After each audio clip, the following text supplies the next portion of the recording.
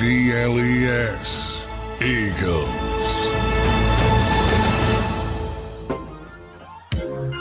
What is up, folks? Happy Tuesday, one and all. Hope you're all doing great. Rob Ellis, Tone to Shields. My man, Tone. What's going on? How you doing?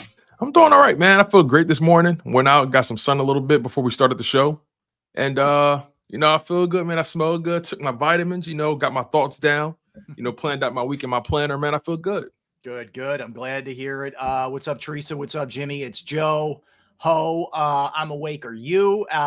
Tamu. Twiz, William, Jason, Thaddeus, Rob from Temple, Richie, ARS, Brandon Moore. Let's see who else we have.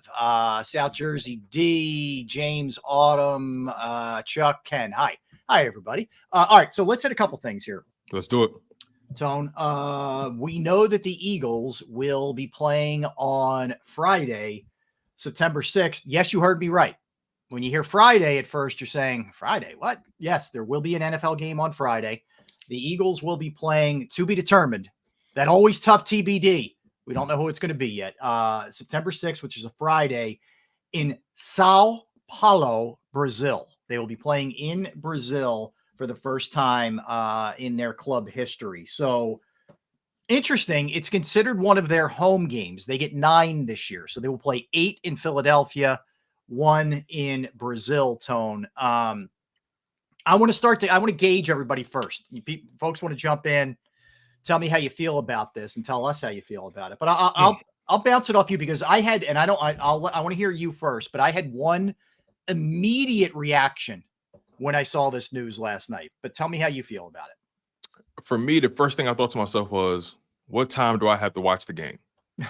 What's the time zone difference? That's what I thought about.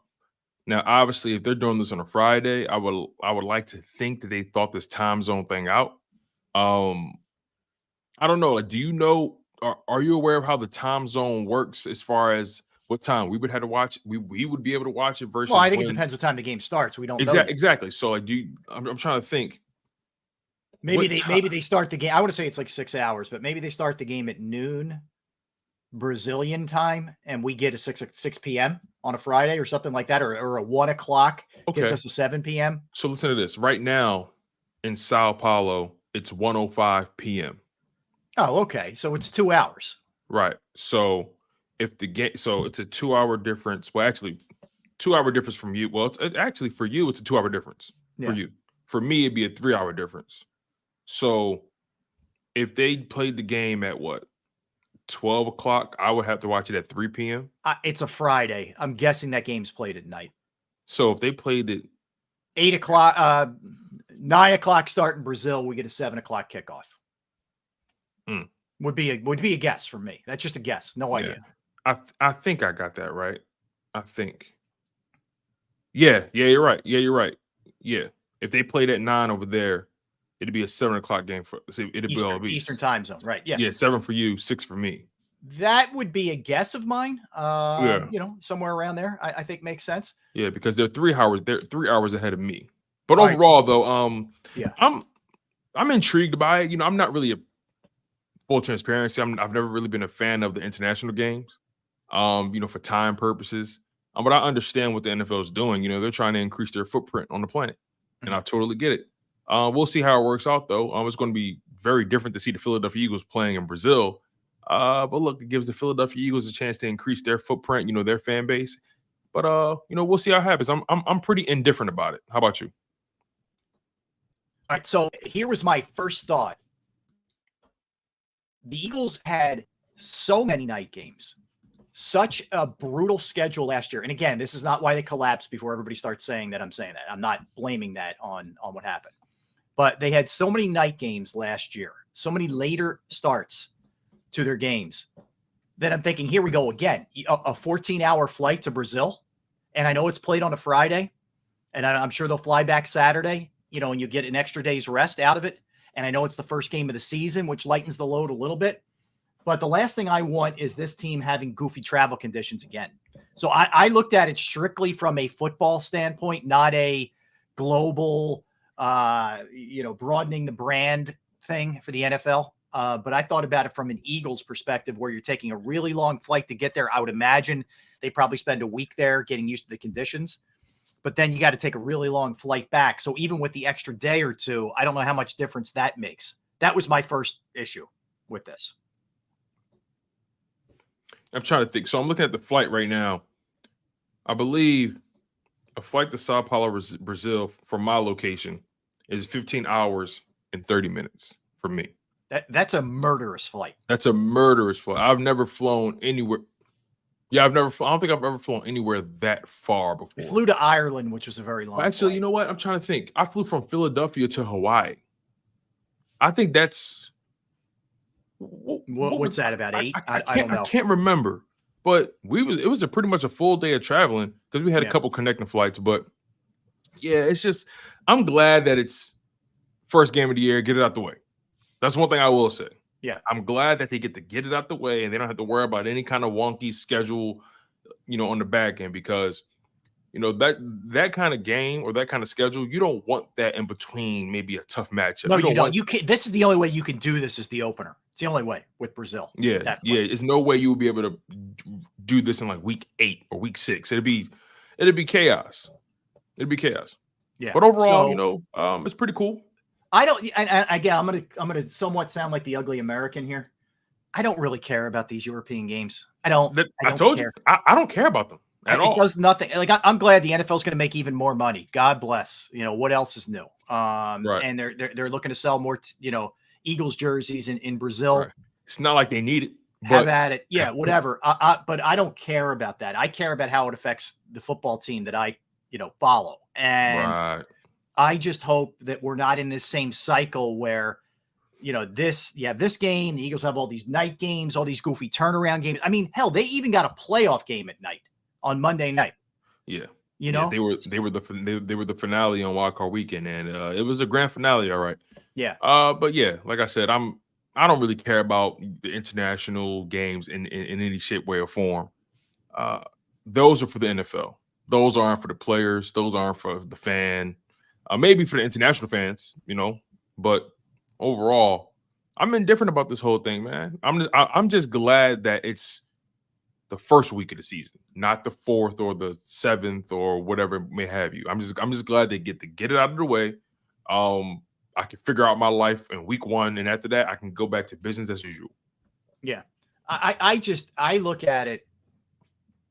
I'm looking at it from a football perspective, and to me, I don't know. We'll see how it plays. The place holds like 49,000 where they're going to play. We don't know the opponent yet. Here's what we know. The Eagles' home games this year are designated as Dallas, New York, and Washington, the usuals. Then it's Cleveland, Atlanta, Carolina, Jacksonville, Green Bay, and Pittsburgh. Now, you can exclude Jacksonville and Carolina because they're already playing a game in Europe. So that takes them out of the fray, because you can't have multiple games unless it's staying in the same, like Jacksonville sometimes does 2 straight weeks in London or whatever. Yeah, didn't Jacksonville play London twice last year? Yeah, so that, but either way, you can't get either one of those 2 teams. You can't get Carolina or Jacksonville in Brazil. Right. I don't think they're going to go with a division game in Brazil. That's just my take on this thing. Okay. So I'm guessing we're staring at either Cleveland, Atlanta, Green Bay, or Pittsburgh. That would be my guess. Who's the bigger brand to you? Of that group, Pittsburgh. Might be Pittsburgh. The biggest brand. It's not necessarily the biggest market, but it's the biggest brand with success over the years in the NFL. But do they want to take away the Pennsylvania, interstate rivalry thing. Oh, that's a good point. That's a good point because people travel for those games. That's a good point. I'm just trying to think out loud, No. That's a good point. That's a good point. They may want to keep that in PA. That's I think Atlanta, for whatever reason, it might be Atlanta. Atlanta feels like it's possible. Yeah, it could be Atlanta. Could be possible. Yeah. But anyway, look, is it an interesting twist? Yeah. Sure. Does it show you that the Eagles brand is a big brand because they play the amount of night games and now they want to showcase them in Brazil? Yes. So if you're an Eagles fan, I guess you're happy about that. I just don't want it to be something where you're playing catch up week 2, week 3, because you're a little bit tired from week 1. Mm-hmm. That's all. Yeah. Like I said, I'd rather them get it out of the way now. I'll roll with that. Yeah. All right. Elsewhere. So they had the media day / night last night. And by the way, yes, please hit the like button if you could. Thank you. Yeah, for sure. We appreciate you guys for locking in. Smash that like button. Make sure you guys are subscribed to the channel, man. We appreciate all the love you guys provide. It means a lot to us. Yeah, no doubt. And so Travis Kelce was a big attraction, as you would expect he would be. And the subject of his brother Jason came up. And this is when we got word that the Eagles were playing in Brazil, and somebody posed the question to him, hey, what do you think about, do you think your brother Jason will be playing a game in Brazil next year? Quote, I think so. And then that was clever. Whoever posed that question was clever. I know, right? Great job out of somebody. But then you saw the wheels start to spin a little bit for Travis. And then he's like, I don't know. I'm not a betting man. I think he has a lot of football left in him if he wants. So he moonwalked out of that pretty quick. But his initial, you know what it is though, Tone? Your initial response, your gut, before you really have time to process everything, was, I think so. Feeling more and more like he's coming back for one. I know something you don't know, and I got something to tell you. That's exactly what that was. And guess what, man? I said it before. I think I had this inkling that Kelce is going to come back. We talked about this offline, and Jason Kelce, to me, from a distance, I don't know the man personally, never met him before. Would love to one day, but overall, he strikes me as the kind of person who handles work-life balance very well. He has the podcast. Obviously, he's become more than just a football player. I mean, what center in football history has the notoriety of that he's accumulated over the past handful of years? Yep. And it all started with that, with that Mummers uniform Super Bowl speech. That's when it started. Yeah. And he's been, skyrocketing ever since then. But again, just based off of how he carries himself, based off the little things I see, he strikes me as someone who balances the work and the life very well. He appears to have the utmost support from his family, the parents, his wife. His little girls are very young still, so they're at that stage where they're kind of just they enjoy seeing daddy on the TV. Oh, where's daddy? It's fun for them. Yeah. They enjoy going to these events, and even seeing him at the Pro Bowl move around. He's enjoying the atmosphere. He's enjoying the camaraderie, with his peers. And I just don't see him being at a point quite yet where he's ready to give that up. Right. Again, he has a lot going for him right now with the podcast, the branding, so on and so forth. He has commercials left and right. I think him and Lada and Cox and Fletcher Cox got a Tide commercial. It's pretty funny. But he doesn't strike me as a guy who's quite done yet. Just not quite. And let's just take it a step further, Rob. Let's talk about the obvious. This man is at the top of his craft, at the top of his game. Mm-hmm. Is he really ready to give that up? It'd be different if he, just like everybody else, fell off a cliff on the back end. Nah, Kelce was the best center in football, according to the Associated Press, first team All-Pro. Right. I don't think he's ready to give that up quite yet, man. Yeah, I think, and of course you don't want to see this, but if the guy was broken down and you could see he's hobbling, right. Injuries left and right, then your decision becomes that much easier, right? It's more challenging. You're playing it here. I think there's two factors, Tone. He's playing at the top of his game, or darn close to it. And I can't imagine that this guy didn't hate the way that ended last year. It was everything he doesn't stand for. To lay down everything, the effort, the mentality. It was completely contrary to how it was contrary to what he believes Philadelphia Eagles football should represent. Right. And then the other thing, and I think Chuck brings up an interesting point here. Without a hometown discount, the Eagles just can't afford Kelsey. Hope he comes back at the right price. I think he made about 14 this year. I would be curious. That's a good point. Yeah, I would be curious what number he's looking for. So if you, I don't know, if he was willing to take a little bit of a hit, that could go a long way too. I don't know. He may look at it like, dude, if I put my body through this at 35, 36 years old, I want to be compensated. I don't know. And I don't fault him. I don't get on NFL players at all under any circumstance for wanting to be paid for the torture they put themselves through physically. So I wouldn't knock Jason if he wanted the same pay or more. But anyway, that is also going to be a consideration too, I think, because they paid him. You were right, 14 million. Well, 14.25 to be exact. Looking at his contract situation, they have a lot of money deferred out, so he's going to still get paid from his team for quite some time. Sure. So that's a factor. There's no doubt that's a factor. Yeah, I just, is it really about, that begs the question, right? Is it about the money at this point for him? Right. I don't believe that. Again, everybody wants to be compensated fairly. I'm not denying that. But he doesn't strike at this point, right? With everything going for him, I don't think that's the number one deciding factor. Will they pay me accordingly? I think they're going to pay him fairly if he decides to come back. I think the Eagles are going to make, I'll put it this way. If he decides he wants to come back, the Eagles are going to move mountains to make sure that contract makes sense. I agree. It's just that simple. I agree. Yep, I do. And that here's my guess also. We certainly, he doesn't want to take any shine off of Travis or the Super Bowl in any way, shape, or form. My guess is we'll find out next week or the following, because he also doesn't want to drag the Eagles out with this where they can't make plans, accordingly. So we're going to know. Here's my guess. What are we at? February 6th? Mm-hmm. By the 20th, we have an answer. Would be my guess. One way or the other. That's pretty reasonable, because I would like to think he would tell them before the combine. Absolutely. So, all right. So that's when he told them last year. He had Howie on the New Heights podcast and made the announcement. So I think we'll know by then. All right. Now the third tier to, sort of the big story. Joel Embiid had his surgery today, Tone. He'll be reevaluated in 4 weeks. So he had surgery on the meniscus. We know he had the flap issue, whatever. He had that trimmed. And so he didn't get the full, because remember when Keith talked about it yesterday, it was 2 ways to go about it. And so he took the shorter recovery time rather than the fuller. Well, that's what they're saying, 4 weeks. So I don't know. I know this, it's a second surgery on that knee.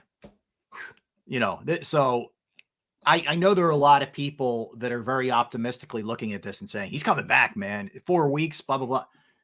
That's 4 weeks they're going to reevaluate. Yeah. Not when they're going to reevaluate it. Then at that point, we'll get a stronger timetable when he'll return. Right. So we don't know what this is. And look, I'm guessing it doesn't seem like it was a super long procedure, which I would lend to, and again, I'm totally speculating here, would lend to think that there wasn't, they didn't open up his knee and it was a disaster area. So, I mean, I hopefully this is something you get corrected, you get him back at some point this season. But I know a lot of people who think he could be done for the year, and does his leg hold up? I don't know. It's a really good question. If you watch them, and I watched them last night, and to their credit, they played pretty good for a while against the Mavs in the first half. They really held Luka and Kyrie Irving in check for about a half. Here's the problem, Tone. And we're going to talk to David Murphy, columnist from the Inquirer, at 11:30 about a bunch of different things, including this. But what you're starting to see now, and especially because they were still without Batum and Melton, they're running 2 and 3 guys at Maxey. Like at the top of the key. They're just running dudes. As soon as he crosses half court, they're right at him. Right. So it's very hard for him to do anything, and they just don't have scoring options. And when we know what Tobias is, but there isn't much else. So it is going to be difficult unless they bring in another scorer by Thursday, which is when the trade deadline is. It's going to be a tough road to hoe for them. You know what they're going to need potentially, and it's not even. I'm not even talking about the trade deadline. I mean, as far as their approach entering these games, I think throughout some of those games, they're going to have to find a way to put the ball in someone else's hands so they can push it, and then Play him off the ball. Max is going to have to get creative off ball. Yeah. And force the opponent to make decisions. I'm not saying it's going to be an every possession thing, but I think Nick Nurse is going to. Nick Nurse seems like a guy who adapts well to his situation. So I wouldn't be surprised if, we start seeing situations where whenever Melton comes back, you see him pushing, and then, Maxey, comes off ball, makes his move or whatever. Just try to put a different type of stress on the, on the defense. But overall, without Joel Embiid, this team is a shell of itself. Yeah. No matter how great Tyrese Maxey is, no matter how many 50-point, 40-point games, 35-point games he drops, it can only do but so much. He can't drop 50 every night. It's just not feasible. Can't drop 40 every night, not feasible.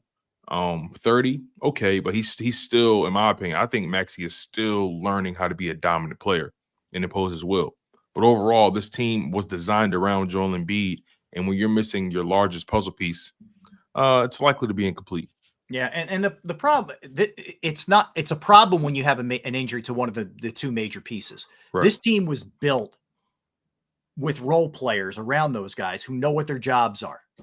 They're going to set screens. They're going to do dirt. I don't mean Tobias. Tobias has got to score a little bit. But most of the other guys have to set screens, play defense, do dirty work, make the right pass, do all those kind of things. Yeah. Losing one of those two guys, it's deadly. It changed everything. Yeah, everything changes. And now everybody's job, like you're getting guys playing minutes who aren't used to playing these kind of minutes. You got guys who you're asking to score who aren't accustomed to scoring like this. And everything is a trickle-down effect. Which you see it, man. And you saw it last night. The dam broke in the second half, and they couldn't do anything. So, look, Tobias Harris, I understand he's not like the main scorer, but look, this is what you get paid for. This is, at the end of the day, it's basketball, bro. Tobias Harris has to become a legitimate threat so they don't crash on Maxey. It's just that simple. Tobias Harris has to help Tyrese Maxey. He can't just keep being a passive player. Until further notice, Tobias Harris needs to carry himself like a legitimate number 2 or a legitimate scoring threat. Every time you get the ball, look to score. Every time. You know what I mean? If you got the mismatch, attack. Get to the free throw line. Make them respect you so you can take some pressure off of Maxey. Otherwise, Maxey's he's not going to be able to really get anything done efficiently or effectively if they're crashing him. All right, so let's circle back. I want everybody to jump in there in the chat as well. Does it bring any added excitement level for you that the Eagles are playing a game in Brazil? And again, I know, I'm sure I come off like the small-minded American here. I get it. It doesn't do anything for me, frankly. Do I think some of the scenics will be cool? Yes. Do I think it'll be cool for people to be able to travel to the game who are fans? Yeah, of course. That'll be a trip you'll never forget, right? I love all that. If you could afford it, great. So I think from all those standpoints, I get it. It's cool. It's different. You're not hopping on a train and going to Washington. Understood. But I'm just telling you, as someone who won't be traveling to the game, who will be here, I was hoping this year, because they had a bit of a down year, we'd avoid the night, weekend. Blah, blah, blah, blah, blah, blah, blah. I know they're going to get their fair share. It's Jalen Hurts, it's the Eagles, etc. But here I feel like here we go again with this Brazil game. That's where I'm at. I'm glad it's the first game of the year. That offsets it a little bit, but it doesn't move the needle for me at all. I'm totally with you. I couldn't agree with you more. It's just another business proposition for the NFL. Really, that's how I look at it. Yeah, it's okay. And here's another thing too, right? We live in a generation where it's everything is bombarding with information, and we're supposed to care about everything, right? And the fact of the matter is, we don't have to care about everything. And when it comes to this Brazil game with the Philadelphia Eagles and whoever they play, I genuinely don't care about it. Like you, I may come off as the snobby American, but hey, man, first of all, you're fucking up my time. playing in a different time zone like that. It's a Friday. You know what I mean? It's just weird. But it is what it is. It's par for the course for the NFL. This is what they do. But overall, I'm indifferent. Yeah, yeah, me too. I mean, that's a good way to explain it. Like, just as far as the league making more money, pageantry, whatever we're calling this, whatever. I don't care. I frankly don't. It doesn't do anything for me. So that's where I'm at, man. That's where I'm at. And that's the way the cookie crumbles. And there's going to be more and more of it. Just get ready. And I think the other thing that they're setting themselves up for, at least for the first game of the year, at least, is a Friday game.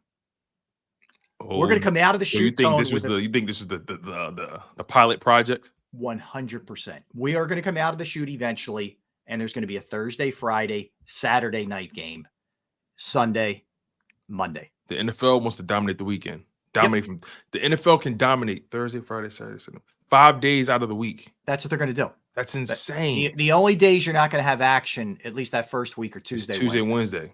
That's it. insane. That's it. They're not going to care about college football. They're going to steamroll anything else in their way.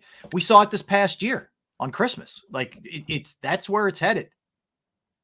That's where. And also, also where it's headed. They're going to start having playoff games internationally. I wouldn't be surprised. I wouldn't be surprised a playoff game internationally. I would not be surprised. And the next thing you know, Lord knows when and if, international Super Bowl. Yeah. If they decide to do that, maybe that may be counterproductive for them. Who knows? But listen, if they've already gone to these lengths, we can't put anything past them. We're watching football games on Peacock now. You know what I mean? Yeah. We're watching football games on Amazon. We're Roger watching Goodell addressed that yesterday on streaming services. So I'm telling you, we're trending to a pay-per-view Super Bowl. Yep. I agree with you. Oh, it's headed that way for sure. All right, let's sneak a quickie in, and we will come back and we will talk to columnist from the Philadelphia Inquirer, David Murphy. We'll talk to him about Embiid. We'll talk to him about the Eagles, their offseason, what he thinks their priorities should be. We'll talk Phillies, pitchers and catchers. Got a lot to do with David. And then after that, I'm going to measure the Eagles up with the NFC East. That's coaching, that's ownership, that's quarterback, that's GM, that's just overall team rankings, the whole nine. We'll do that at 12 o'clock. Don't go anywhere.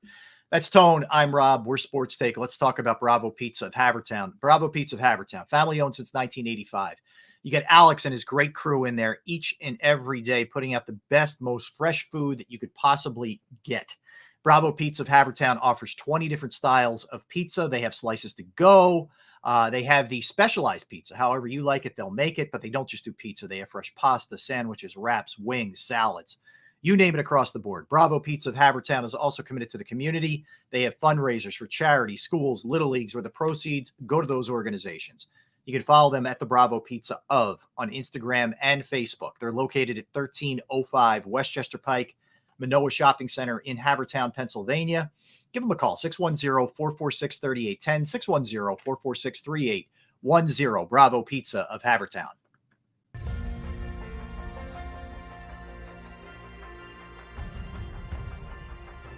I remember getting my heart broken when they lost the Super Bowl in 2004. We're big Eagles fans. We moved to South Philly because of the Eagles. When they won, we went straight to Broad Street, and everybody was going nuts over there, and it was just a memory that you'll never forget.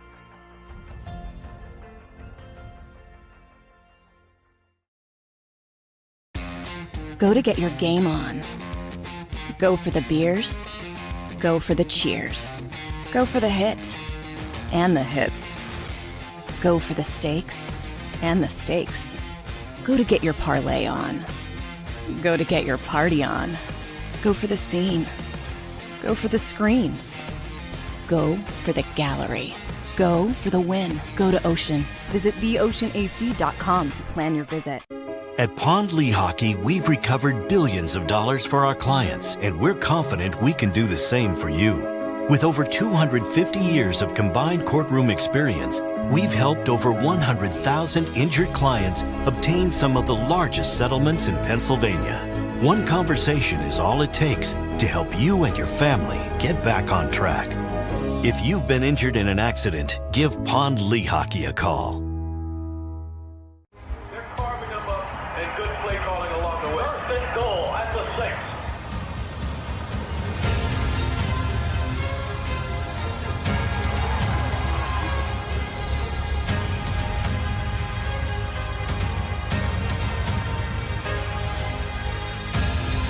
On the field of life, First Trust Bank is there for you.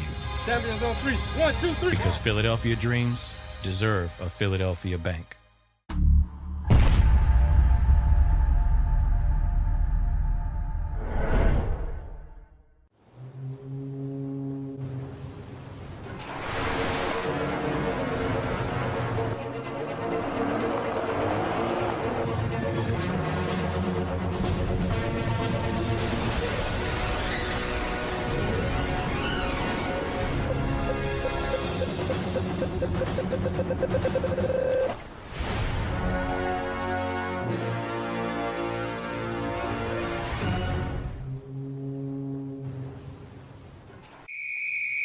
Underdog Fantasy has a way for you to play alongside your favorite football team all season long with their fantasy pick'em game.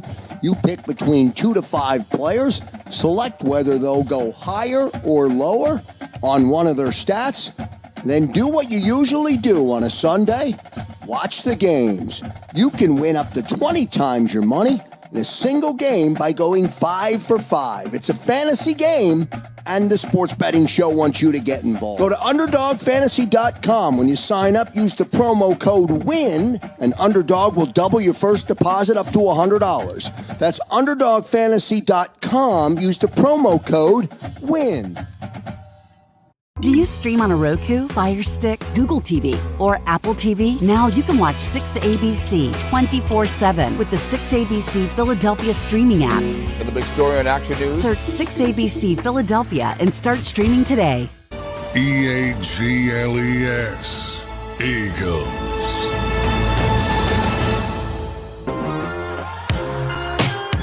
We are back. Rob Ellis, Tony Shields, Sports Take. Happy Tuesday, everybody. So much going on.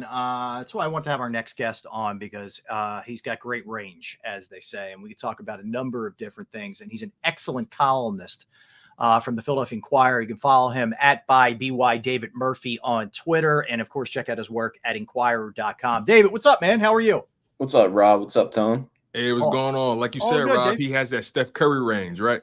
He does it. He has parking lot range, as we like to say. He was firing takes off as soon as he got out of his car before he walked into his place. So it's all good, man. All right, Dave. So let's start with Embiid. Had the surgery today. Going to reevaluate in 4 weeks. Who knows ultimately what that means? You're reevaluating doesn't mean you're rehabbing and getting back and get ready to play. Best guess for you as to where this kind of goes, or can you have any kind of idea where this goes? Do you think we see him again this season? I mean, I think a lot probably depends on where things are at. This is just with Embiid. It's impossible to know. I mean, you guys have watched him these last 6 or 7 years. We really have no idea whatever is going on with his.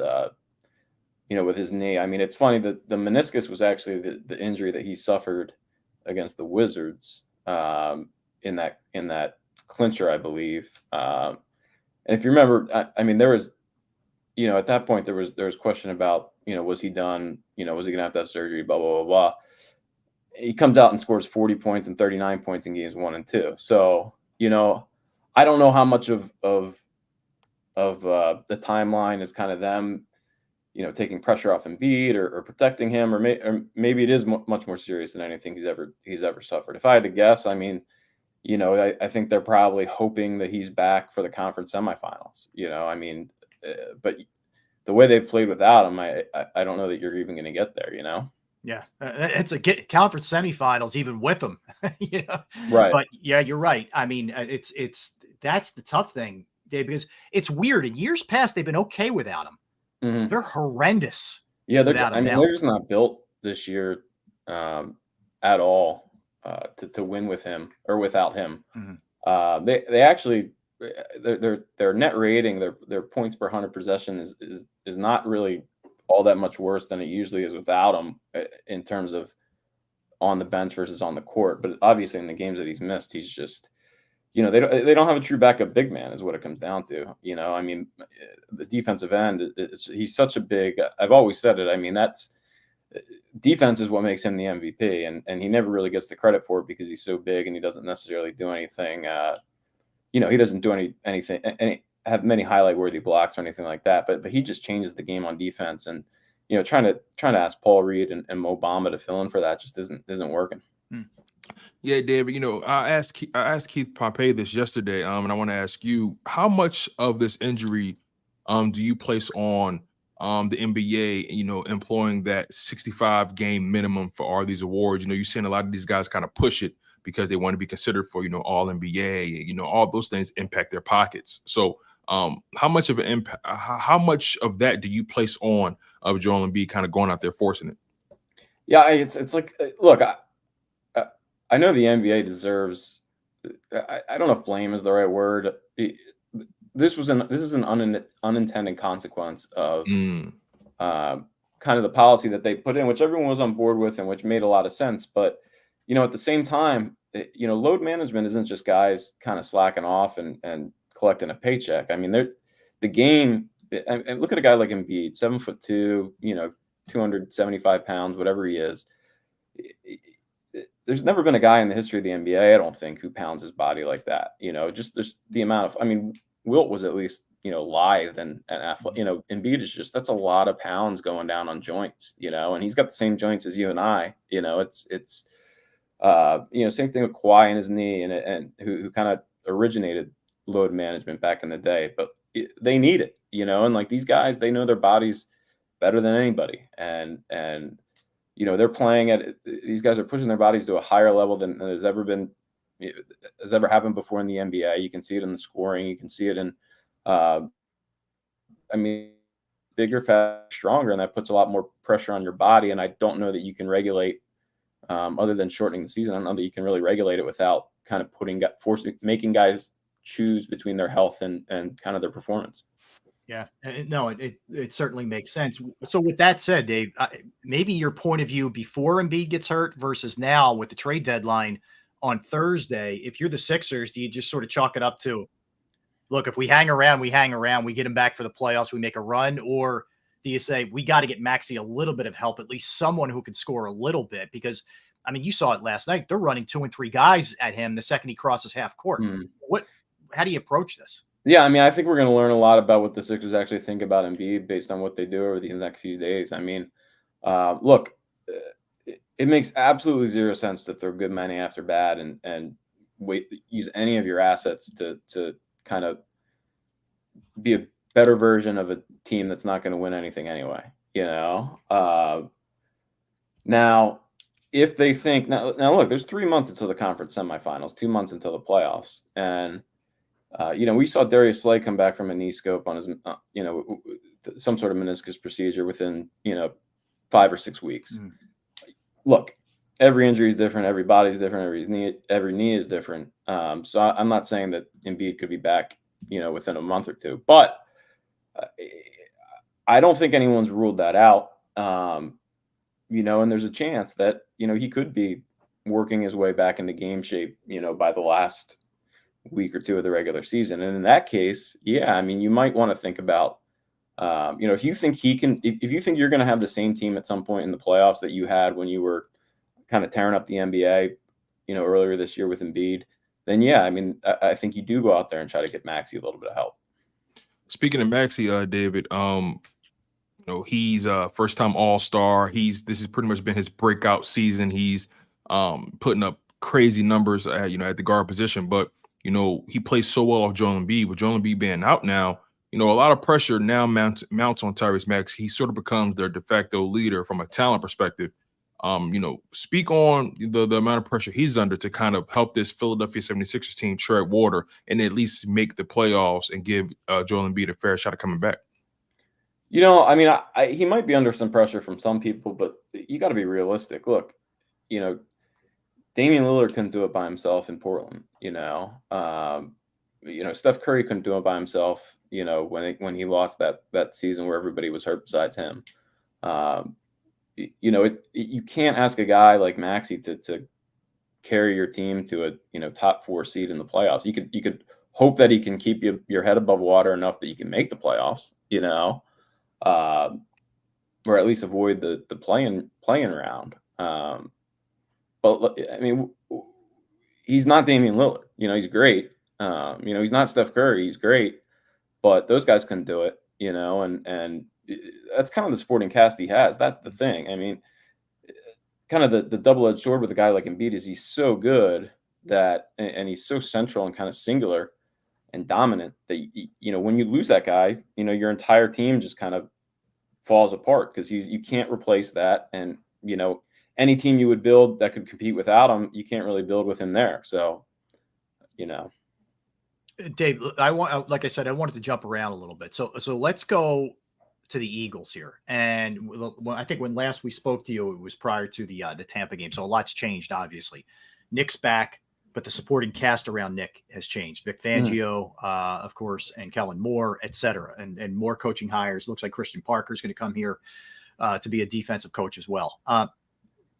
Were you surprised he survived? And what do you think about the moves that they've made subsequently with specifically with coordinators?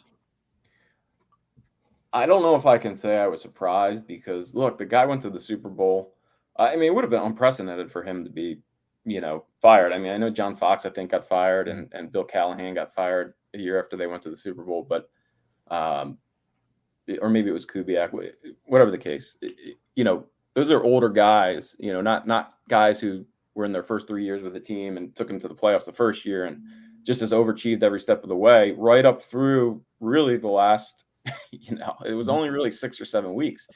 So no, I can't say I was surprised, but on the flip side, it was getting to a point where they almost would have had to fire him because you got to change something. And you can't just, run it back after that. Everyone acknowledges how I've never seen anything like it. It was complete implosion, just complete falling apart. And, they're kind of fortunate, I guess, that they had a couple of coordinators that they could show the door. But I was not surprised, but I was very 50-50. I had no idea what they were going to do, David, bringing in Kellen Moore, a guy that they actually interviewed previously in 2021 for the head coaching job, one can surmise that, how's that dynamic going to work between Nick Sirianni and Kellen, with Nick Sirianni clearly taking a back seat when it comes to the direction of his offense. Speak on, your thoughts, when it comes to just how they can or may coexist, knowing that Nick Sirianni is kind of, he's kind of walking on unstable ground right now in Philadelphia. Yeah, I mean, look, the fact is he's the head coach, and I mean, if Howie Roseman's going to be falling around telling him, what he can decide and what he can't decide, then they got bigger problems than they can solve right now.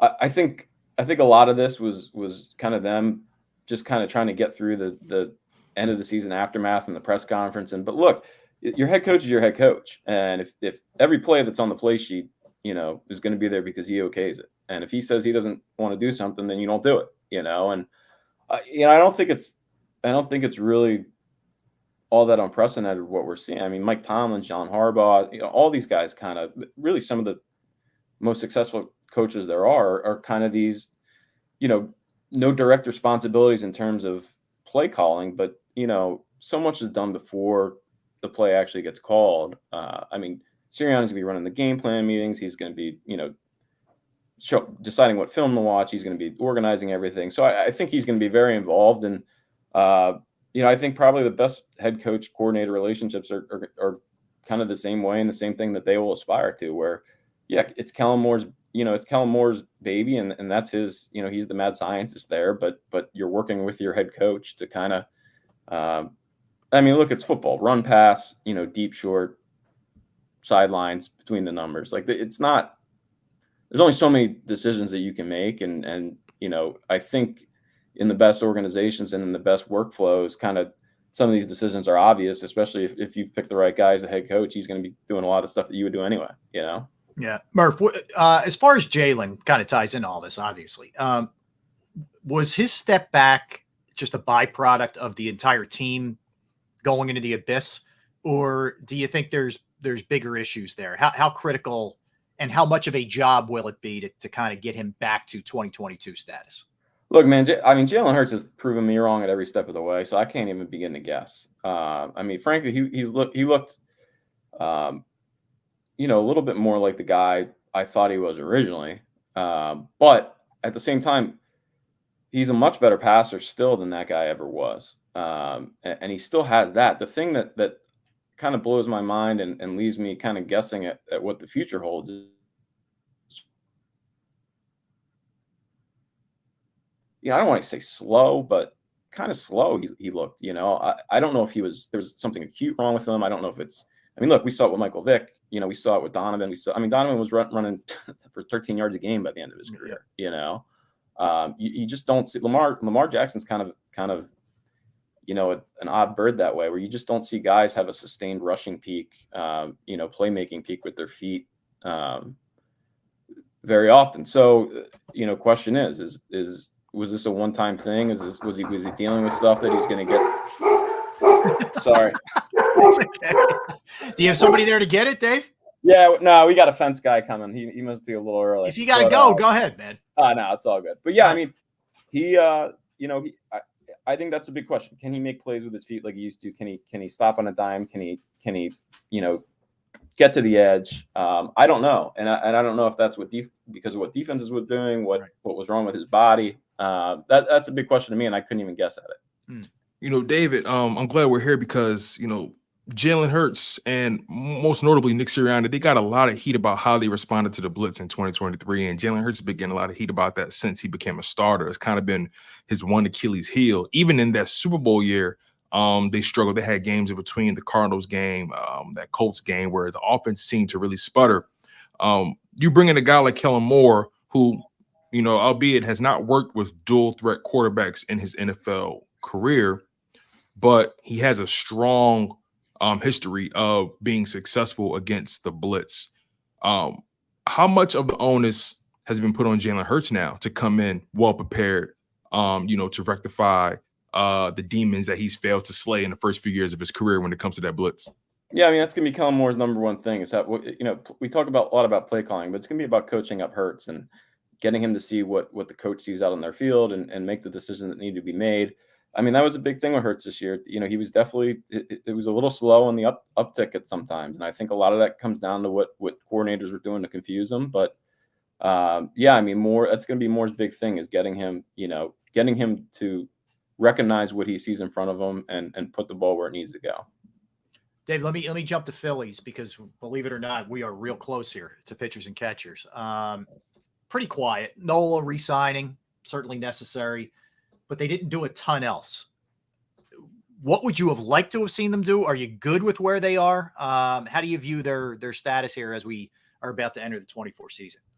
Yeah, I mean, I think it's going to come down to whether Bohm, Stott, Suarez, Kerkering, these homegrown guys, it's going to come down to whether they get better. And it's kind of fun, I mean, every season we've seen them go out and kind of dominate the free agent market, but now it's kind of time to see these guys step up. And Suarez is another one. Yeah, I think they're in a better spot than people think, because a lot of these guys that I just mentioned can still have a lot of room to improve. Brandon Marsh, I think Rojas and Pache. Yeah, so it's gonna. I think I'm excited to see what happens.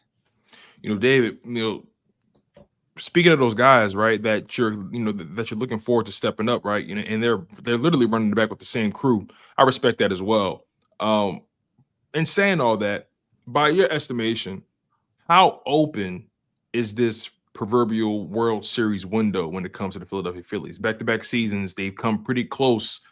Game 6 in the World Series against the Houston Astros, and then they lose in the Game 7 to, in my opinion, an inferior Arizona Diamondbacks team. So how open is this window when it comes to the Philadelphia Phillies? I mean, I think it's wide open. Obviously, it's tough to do anything 2 years in a row, let alone 3. Tough enough to do it once, even. You've got the Dodgers making some serious moves. The Cubs are improving.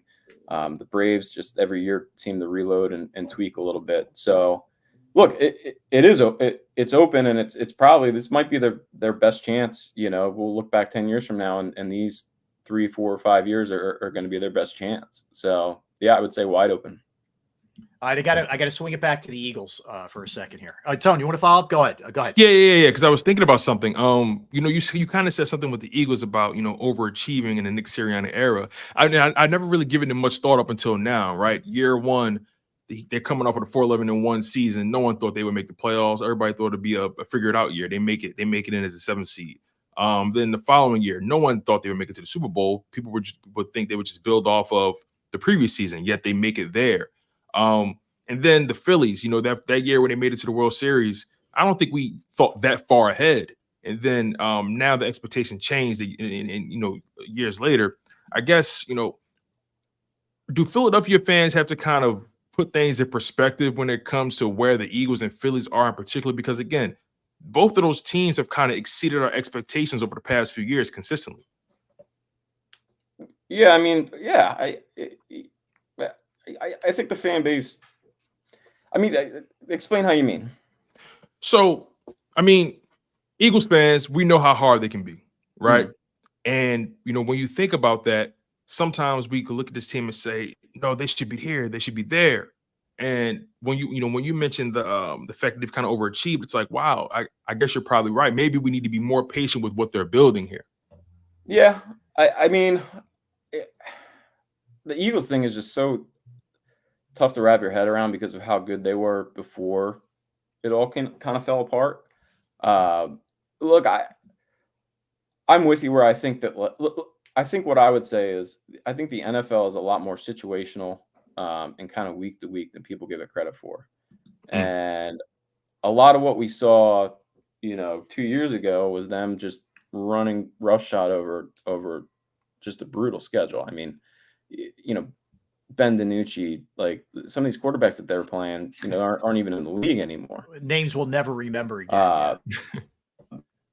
So like I always think about like, what if this, what if the last 6 weeks of the season happened in the first 6 weeks, and then they responded with the way they played the first 11 weeks. I mean, like it just looks bad because it all got kind of lumped up together, and right. Everyone's kind of looking for a magic bullet as to what happened. And I think there's no one thing wrong. I think when things go that wrong, everything's wrong. But at the same time, they could have beat the Cardinals. They could have beat the Seahawks. It easily could have gone, a completely different way. And the fact that they lost a couple of they lost a couple of those games that they should have lost earlier in the season, and I just wonder how much of it was kind of luck catching up to them, them never being that good to begin with, combined with, I don't know. So yes, I think patience. I don't know that patience is the right word, because there's really no patience in the NFL. I mean, you can, you can flip the switch in a year.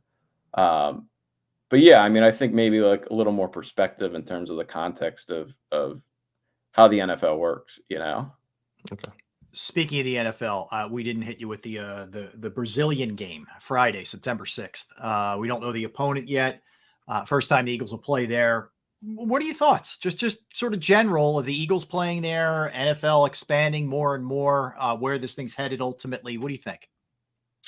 I mean, I think it's brilliant on the NFL's part. I mean, there's 30 million people out there. Even if you get 10% of them or 5% of them, that's a healthy addition to your fan base. I think it's exciting. I hope I can go. How does that work? Have you already put in like, hey, I'm around? No, well, pretty much Sealski and Marcus get whatever they want, and then you get the leftovers, the scraps. Pick up the scraps. Yeah, I can appreciate that. All right, David, we appreciate it. Go deal with your fence guy.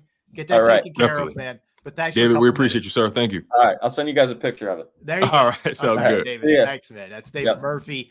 Check him out again on Twitter by David Murphy, and of course, Inquirer.com. Yeah, I mean, I look at it, Tone, I guess, and I'm going back to the Sixers here for a minute with the way we opened it up. Right. I was always in favor of not taking on some giant salary. I like the flexibility that this offseason has for them, where basically you're going to be bringing back you're going to have to re-sign Maxey, but you're going to have Embiid, Maxey. I think Springer's back. But everything else, you have such free reign. Wide open. Cap space, picks. I know it's not the greatest message to your fans if you don't make a major move here between now and Thursday, because we all see where this is headed without Embiid. They're going to get their butts kicked most nights. But I'll kind of take the hit for this year, man, and try and be a real player next year. It's funny you say that at this point, because I've been thinking about it myself, and I'm thinking, I'd much rather have it built right than built quickly. And when's the last time the Philadelphia 76ers have had this amount of flexibility? Not for a while, not since the beginning of the process. Exactly. Which so they I would didn't get right, Exactly. So I would hate for them to make a knee-jerk reaction and make this big splash over the trade deadline. And, like David said, I mean, what are you going to do? Be a little bit better than what you already are, and you're still not going to win anything. So the goal is to win the championship. The goal is not just to make it past the second round. So whatever moves you do make, they have to be, in reverence to that, right? Winning a championship. And as of right now, I want Joel Embiid to be fully healthy. No. I don't want him to come back and he's 60, 70%. He's pushing it and he's re-aggravating things. And look, Tyrese Maxey's on the come up as well. So right now, your two pillars in your franchise are Maxey and Embiid. The way Maxey is playing and the way Embiid's been playing, I can't see where guys wouldn't want to come play with these guys. You know what I mean? Yeah. So I think I'm with you. I think I'm beginning to lean with you that, look, this season was fun while it lasted. But overall, I think there's a bigger goal in mind, a bigger picture that we have to be willing to be patient and let develop. Yeah, and I think the other part is, and there's no way to predict this. I'm just saying it's a possibility. Let's say in 4 weeks from now, they look at the knee and they're like, okay, we like the healing and let's start the rehab process. Okay, say that takes them 2 or 3 weeks. So we're about 7 weeks out, which gets you towards maybe the last 2 weeks of the regular season, approximately. That's a decent little ramp up for him to get his conditioning back, right? And get his just feel again for the game. They get a feel for playing with him again. And yeah, you're going to be a low seed. You're going to be like an 8, but you could really go in there and maybe shock some people in come postseason time. Again, a lot of things would have to break the right way for that to happen, but it does kind of feel like that. Yeah, definitely. Yeah. I think at this rate, they may be a 7 seed, maybe a 6 at this rate. But overall, I don't think this is the season where we say, yeah, they have a chance to win it all. This isn't that year. Yeah. All right. Let's get a quickie in. Let's come back and we're going to measure the Eagles up with their division foes. We're going to look at the Cowboys, Washington, and the Giants with the Eagles. I started doing this yesterday and just I trying to figure out segments for what we were going to do. And it started to become pretty apparent. Something started to become pretty apparent to me. I'll just leave it at that. So let's do that when we come back. Don't go anywhere.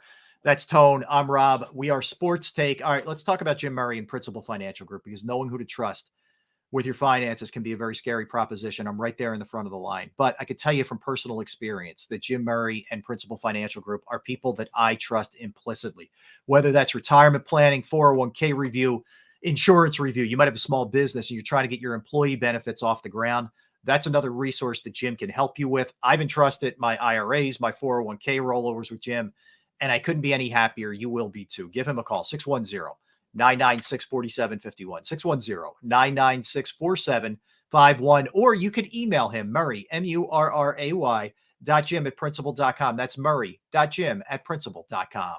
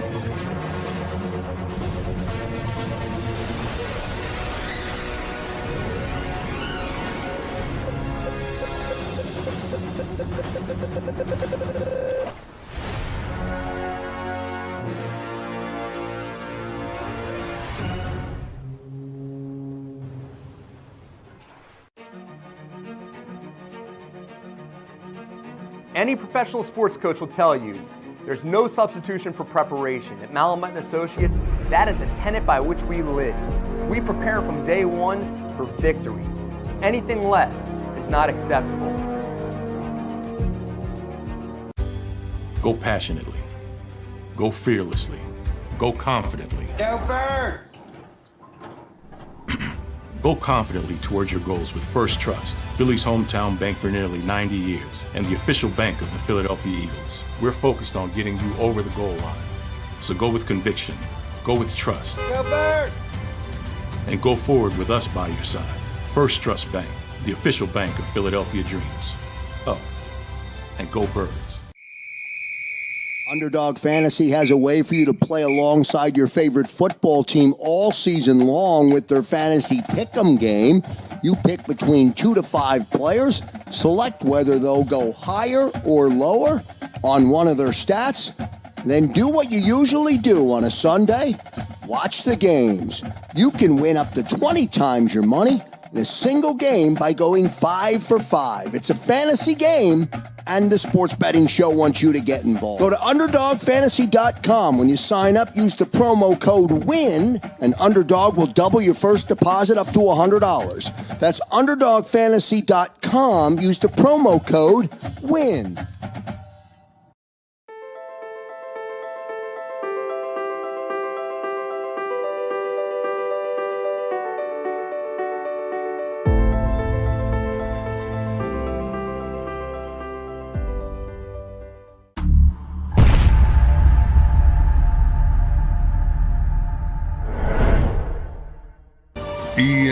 EAGLES, Eagles.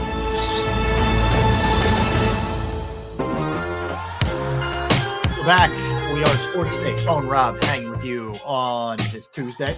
All right, Tone. So let's stay on the Eagles theme here. So they're hiring, according to multiple reports, Christian Parker as a defensive coach. He was the defensive backs coach last couple of years in Denver, and his timeline overlaps with Vic Fangio when he was the head coach there. So these guys go back. So he's bringing yet another guy that he has some familiarity with, which is the natural progression in this league. You bring in guys you're comfortable with and you've worked with before and you believe in. So Christian Parker comes here. He comes with a pretty good reputation as a defensive backs coach. So another guy added to the unit there. Do you have a time line of his experience as far as how long he's been doing what he's been doing? Yes. If you don't mind me asking. Coached a decent amount in college also. Here we go. All right. So his timeline is such that he's 32 years old, spent the last 3 years in Denver. 2021 was with Fangio. Before being with the Broncos, he coached with the Packers to start his NFL career. Before that, Texas A&M, Notre Dame, William and Mary, Norfolk State, and Virginia State. So he's been around a bunch. When he was there, he had some there, meaning Denver. He had Patrick Surtain II as one of the premier corners in the league. Justin Simmons as a safety. Very good safety. They were number 3 in scoring defense in 2021, number 8 in yards allowed. Last season, the Broncos were a mess. We know that they were 29th in defense. So that he's brought over Clint Hurt as a defensive line coach. He's brought over Parker and he's brought over Joe Casper right now. They thought they had Carl Scott. Carl Scott is staying in Seattle. That's what we know right now. So Joe Casper is the safeties coach. Yes. Well, no, we don't know what Parker's title is yet. Okay. See, that's what I was trying to get to. Yeah. I don't think I think they know, but they haven't announced it publicly what exactly the positions for each of these guys will be. But other than Clint Hurt, we know he's D-line. Right. But based off his history, he's worked with DBs. He's in some way, shape, or form going to be coaching the defensive backfield. Right. And Casper, same thing. He worked with DBs in Miami. So yeah, I would guess Parker's safeties. Parker's DB corners and Casper safeties. We might see a separation of powers. Typically the Eagles have had DB coach, and that's that. DK McDonald was their right, and then Darrell Wilson. So we may see a separation of powers right now. Have a guy focus on the safeties, and then a guy focus on the corners. Maybe the Eagles looked at it like, look, we have one guy trying to coach it, this entire group. let's try to cut down the workload and try to, increase focus. And then at that point, maybe we can get a stronger cycle of development because guys are focusing on particular position groups like safety, corner, rather than just the entire backfield.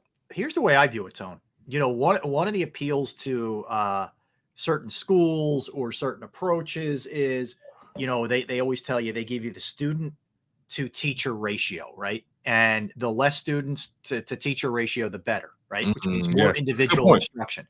So if you're giving me a guy who's strictly going to try to improve Blankenship, or he's going to try to improve Sidney Brown, great. Let him focus on the safeties. And if you want to throw Parker, trying to get Slay, maintain him to where he is. I saw that Philly 07, hopefully Bradbury get back to all pro level. I don't know. I wouldn't lay that on any coach. Yeah. I don't know that he's got the capabilities, but you're talking about some real young guys in Ringo and Ricks and Job that, man, let's coach them up. See how good they can be. Yeah, exactly. I hear you on that. I totally hear you. Those guys can definitely use it. All those guys are definitely going to have the opportunity to coach them up, and I'm sure they will provide some kind of benefit. But ultimately, it's definitely going to come down to these guys putting the work in the off season, working on the fundamentals, making sure they're loose, making sure the confidence is still there, and coming in hungry and looking at it like, look, this Eagles DB room, especially the corners, they're getting older. We have, guys like Keely Ringo, Josh Jobe, Eli Ricks, all those guys. If I were them, I'd look at it as an opportunity to be the heir apparent. They need to look at it like that, and maybe they can be. This is a league where you have to find a way to not only balance your salary cap, but try to get the most out of guys that maybe you didn't draft as high, or maybe you didn't draft at all. This league is made up more of undrafted and guys drafted in the later rounds than first round picks. So, guys, teams are definitely trying to potentially find starters, even if they're a 6th, 7th round undrafted guy. If you can find a starter in Keely Ringo, if you can find a starter in Eli Ricks, and that's a big if, you're already ahead of the curve when it comes to contract negotiations and decision making, and you're not going to have to go out in free agency and have to overpay or reach for a guy. You know what I mean? Right. I mean, I think the other critical thing is it is not out of the question that they use their first round pick on a corner. I don't think it is.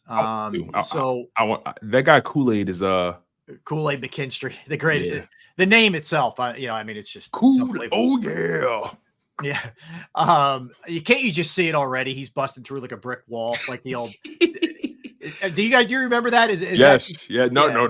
Kool-Aid man trucking through those walls. Man, I grew up off Kool-Aid. I haven't had Kool-Aid in years. Me either. It's been a long time.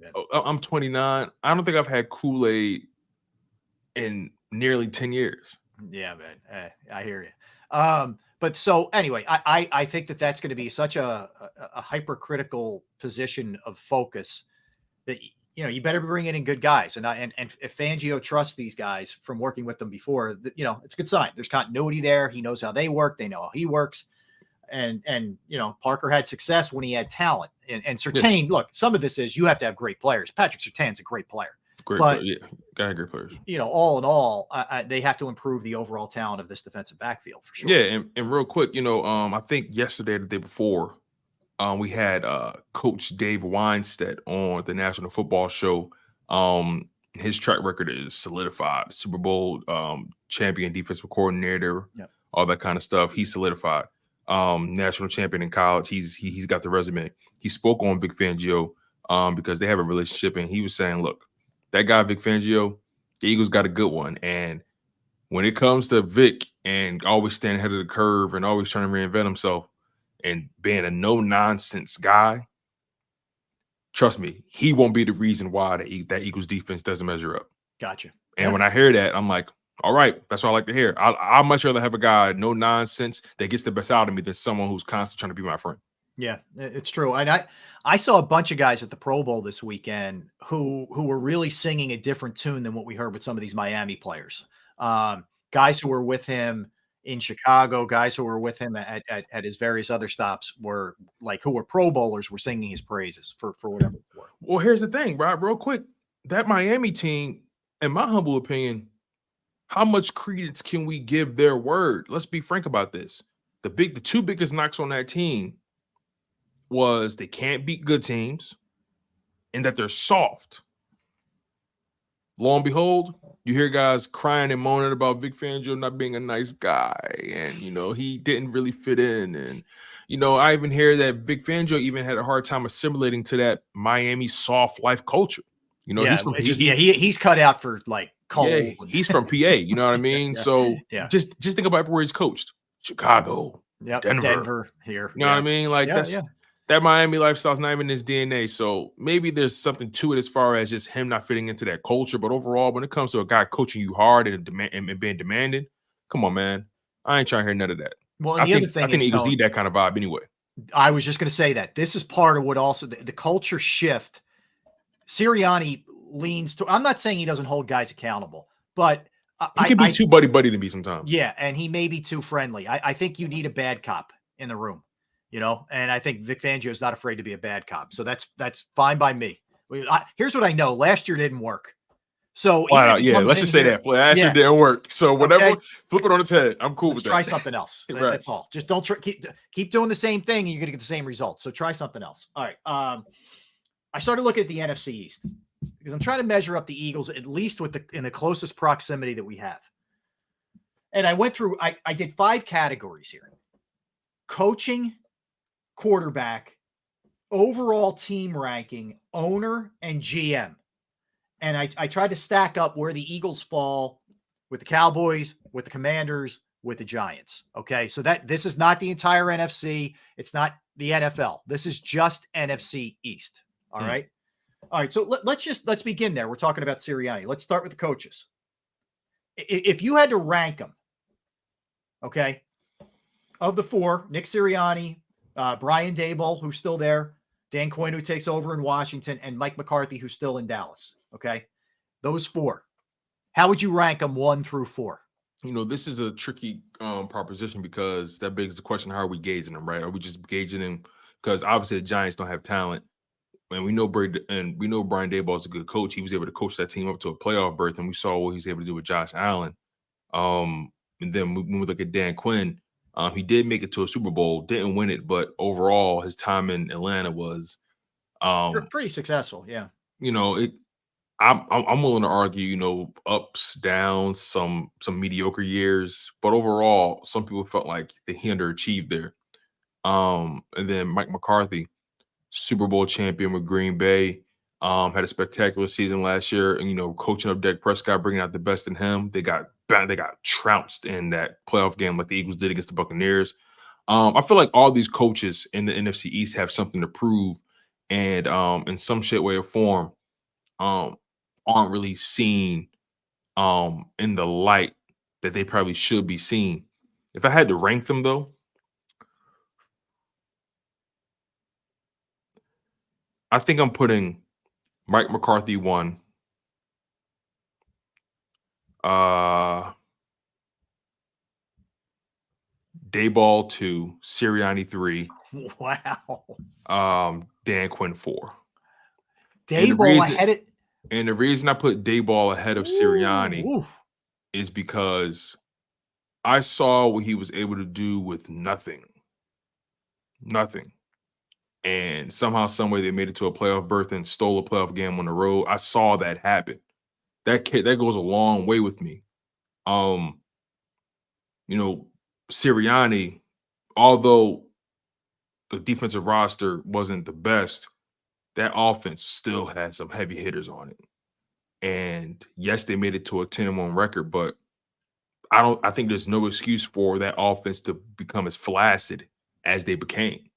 You know what I mean? Great word, by the way. So that is heavy to me. I understand Nick Sirianni made it to a Super Bowl. I understand that. I totally understand that. But this is a what have you done for me lately kind of league, and Nick Sirianni took a major hit with me with how that happened. I put Mike McCarthy ahead of all of them because he has the Super Bowl. I felt like he coached his ass off this year. And Dan Quinn, I feel like he just has to prove it with me. So I think I got McCarthy 1, Daboll 2. And also I see how Daboll worked with Josh Allen, how he handles quarterbacks as well. So Daboll 2, Sirianni 3, Dan Quinn for. And let me make it clear, this is all hairline fractures. This is nothing drastic at all. None of these guys are head and shoulders above each other. This can change on a week-to-week basis. That's how, in my opinion, that's how the thin ice is when it comes to all these guys. All right, I'm gonna work 4-1, and I'll give you my rationale for each. Okay. It's not that I don't think Dan Quinn's a good coach. I think he's an excellent defensive coach, and like you said, he had success in Atlanta. I don't know what this is going to look like in Washington. I don't know that Josh Harris knows the first thing about owning a football team. So I can't put him anywhere but 4 right now until I see how they go about things. And they still don't have a quarterback. I don't know that they're going to get it right. You know, Carolina drafted Bryce Young last year, and it didn't work out, at least for last year. So they could draft Caleb or they could draft Drake May, and I don't know. So I have to put them last right now. I have to put him last in terms of coaching. Dable's 3 for me. Dable, to me, looks more like a miracle one season than a good coach. There was total chaos. Wink Martindale stormed out of there. That's a good point. I forgot about that. The offensive coach, role or wants to get out of there. They won't let him get out of there. The special teams coach got fired. Almost this whole staff, it was bad. Next year, they may not have Saquon, who was their lone playmaker, it feels like. I think the Giants are borderline dysfunctional. So I have him 3. I have McCarthy 4. Here's the reason. I agree he coached his ass off in the regular season. McCarthy 4 or 2? 2. Okay, you said 4. I just want to make sure. Sorry. Yeah. Quinn 4, Dable 3, McCarthy 2. Okay. Here's my reasoning. For all for everything that went on in the regular season, which was really good for them, they ended up in the same place the Eagles ended up into the playoffs at home. That's true. That's true. And got their doors blown off. So he has improved. He is very Sixers-esque to me. Like you need to show it to me, man, away from Aaron Rodgers, that you can do it in the biggest of games. So I'm putting him at 2 for that reason. Sirianni gets 1 sort of by default. Now, I think he's here goes my phone again whenever I say Sirianni. Nick. Okay.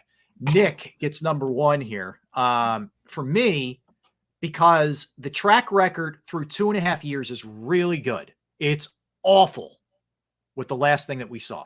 No argument. But I'm going to give him the benefit of the doubt. And like you said, this could be very fluid, man. We could be week 3. I think we revisit this like week 3 or 4. And I think we could have a much different opinion of this. Yeah. But I'm just real quick. I'm going with him based off of getting to a Super Bowl, getting to a playoff twice, and helping Jalen, even though last year was a bit of a step back, help develop into an elite quarterback. I think we give Steichen all the love for that. Let's give Nick a little bit too, and Jalen. So I'm going to go Nick, McCarthy, Dable, Quinn. I guess for me, and that's the thing, right? When it comes to coaches, it gets tricky because, what are we truly gauging it on? Are we gauging it on a resume? Are we gauging it off the strength of their roster and how they handle that? I mean, yep. I know for it me, is. It's a stew. It's just when I look at Nick Sirianni, I look at the guy and I say, what does he do well? Right? What's his strength? What does he lean on? Yeah. Right? McCarthy knows how to call plays. We saw that. He can call plays. We saw that. I think Dayball was calling the plays for them before, right? Or what was it? Or was it Kafka? I can't remember. But I know Dayball knows how to coach up a quarterback. We saw him turn. We saw him get the most. Yeah. Right. We saw Dayball squeeze something out of Daniel Jones, right? And obviously he worked with Josh Allen, and we saw the difference in between when Dayball was working with Josh Allen versus when he wasn't. Right. You and I agree on Dan Quinn. There's no debate there. Again, Sirianni took a major hit with me. And I understand. I can respect, you trying to give him a little bit more credit when it comes to, Jalen Hurts and the development. But I guess my retort to that is, why couldn't you help him this year? You know what I mean? Shea Steichen was let's be frank about it. We saw Jalen Hurts develop under Sirianni, Steichen, and Brian Johnson, right? Year 1. Year 2, Sirianni, Steichen, Brian Johnson, right? Jalen Hurts gets better. Year 3, Sirianni, Brian Johnson, and Alex Taney at quarterback coach. Right. Jalen Hurts takes a step back. So that's, to me, there's a correlation there. And, I felt like Shane Steichen, his creativity is why Jalen Hurts was able to be maximized in years 1 and 2. It's a reason why Nick Sirianni stuck on plays at 2 and 5. He didn't know what to do with them. So, that's something that I still wrestle with, and I can't really give him but so much credit for Jalen Hurts' ascension. Because again, the common denominator is gone. And lo and behold, Jalen Hurts suffered because of it. Mm-hmm. Yeah, I think that's fair. And I think if there's a bigger, a main point to make is if he can't figure out this quarterback this year, it's damning for him. Like it's dooming. It's every D word you could throw out there. He's in big trouble if that's the case. And another thing, we knew the Giants sucked before Brian Daboll even got there. True. They were terrible when he got there. When was the last time they made the playoffs before he got there? So, it's something I have to give him credit for, to being able to thrive somewhat. And again, he's on a year or two in a very turbulent situation. The front office is a mess. Their contracts are a mess. They all bought into Daniel Jones hype. They all bought into, and I'm willing to bet he did not want to give Daniel Jones that money. I think you're right. I mean, those are the things he knew you want to be a fly on the wall for. I agree with you. I'm willing to argue that. I firmly believe Brian Daboll was like, this kid ain't it. But guess what? Joe Shane and those guys said, no, he's like, all right, because remember, he just got there. So he only got but so many legs to stand on. I firmly believe he was against giving Daniel Jones that money. I firmly believe that. Okay. Well, let's go QBs. This one appears a little more obvious, but I think there's debate over 1 and 2. So where do you fall QBs? Let's rank the NFC East QBs. So 4, I go Daniel Jones. Jones. He's 4. He's ahead of TBA in Washington. Okay. Daniel Jones is just awful. Right. And again, I'm going off of who's on the roster right now. I think Daniel Jones is just awful, just flat out awful. I watch a guy and he's awful. Number 3, I got Sam Howell. I think Sam Howell's better than Daniel Jones. Quite frankly, I think he has better pocket presence. I think he throws a better ball. He's had a better single season than Daniel Jones has ever had. He's throwing for more yards in this season than Daniel Jones ever has, if I'm not mistaken. So, right. So somebody correct me if I'm wrong. I don't mind about being wrong, but I just think Sam Howell's better. So he's 3. Until further notice, we don't know what that quarterback is going to be. But as of right now, Sam Howell's 3. You're right. Number 1 and number 2 is always tricky. I'm going to put. So Dak Prescott had a better year than Jalen Hurts statistically. It's without question. He had a by far better year than Jalen Hurts. But I think, as far as my long-term answer, I think I feel more comfortable with Jalen Hurts being my number 1 and Dak being my number 2, because Dak Prescott in the Cowboys uniform, we know exactly what that is. We know exactly what that is. It's going to be a wild card, or if they're lucky, a divisional round exit. I think he's a great quarterback. I think he incurs too much disrespect, but I think it's only because he's with the Dallas Cowboys. Jalen Hurts, I look at him as a guy who he's dynamic, especially if he can get back to that 2022 season. He thrives under pressure, in my humble opinion. He's younger. I think Dak is a better thrower. Let's not pretend. Dak is a better thrower. He is. But I just roll with Jalen Hurts because I saw him, he made it to a Super Bowl in year 2 as a starter, something Dak has never been able to do. So that's pretty much my reason. And again, there are definitely things Dak Prescott does better than Jalen Hurts without question. But I also think Jalen Hurts is just I think Jalen Hurts just knows how to win games, the important ones. So, again, we can, as of right now, and we know Jalen Hurts came off of that bad year, and I know it sounds blasphemous, me putting Jalen Hurts ahead of Dak Prescott right now. But I think I just feel more comfortable rolling with Jalen Hurts in the long term than I do Dak Prescott because I know how that story ends. Yeah, I got Hurts 1. I've seen Hurts get to a Super Bowl. I haven't seen Dak Prescott have any playoff success. And in Right. fact, he's oftentimes, the ringleader as to why it goes into the abyss, like that Packers game.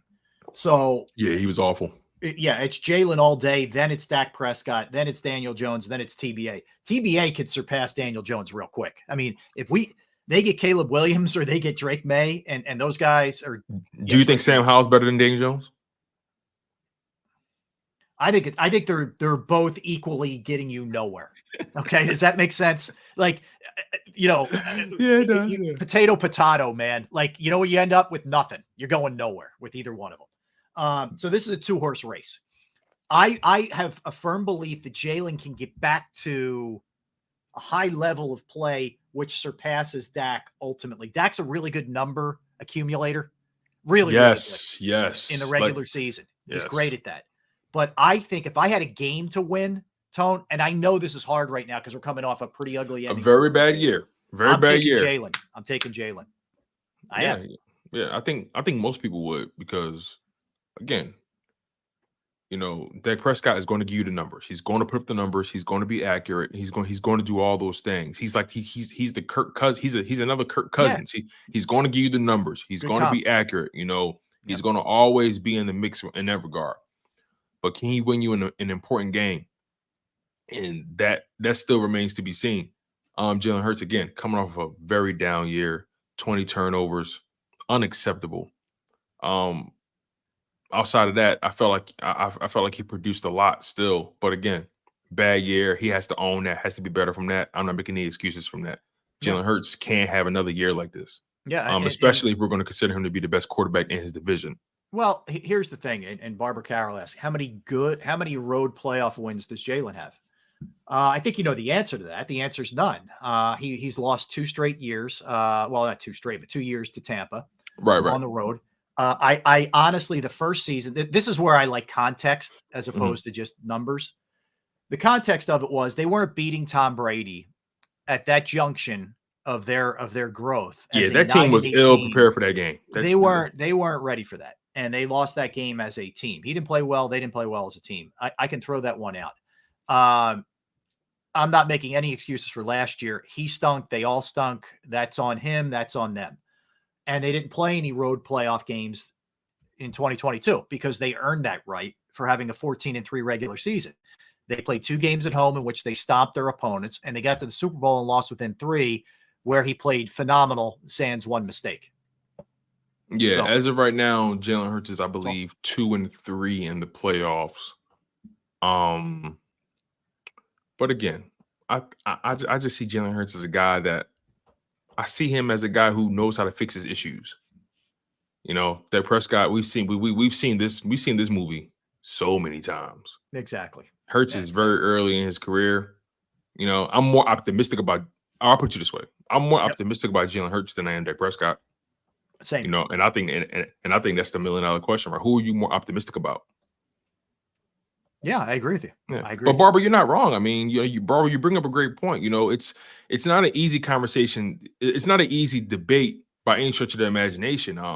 If someone chose Dak Prescott, am I going to really argue him to the moon? No, I'm not. Again, I think both have a lot to prove. Yeah, both have a lot to prove. I think that's the main thing, right? Both of those guys were ass in their final playoff game. Let's make that clear. Both of those guys were terrible in their playoff game. And then Dak started padding stats when the game was already over. This is also, see this. Do you want a classic troll move? Jones record's 1-1, so it's better. Okay, but so Barbara Carroll, if you have a half a brain, if you want Daniel Jones over Jalen Hurts, you can have him. You got it because his record's better. Have him. Whatever that means. I wouldn't even entertain her or him. I can't even tell. But all right. Anyway, let's move on from nonsense. All right, let's talk about owners. This one I find pretty easy. Tell me where you fall on this one. Say that one more time. I lost you. Yeah, your ownership. How would you rank the NFC East ownership? It's a good question. Ownership. Harris is last. I have no idea what he is or who he is. Well, I know who he is when it comes to the Sixers, and I don't like him owning the Sixers, but he's last. See, this is where things get interesting, because ownership, you're gauging them off of something that's totally different, right? All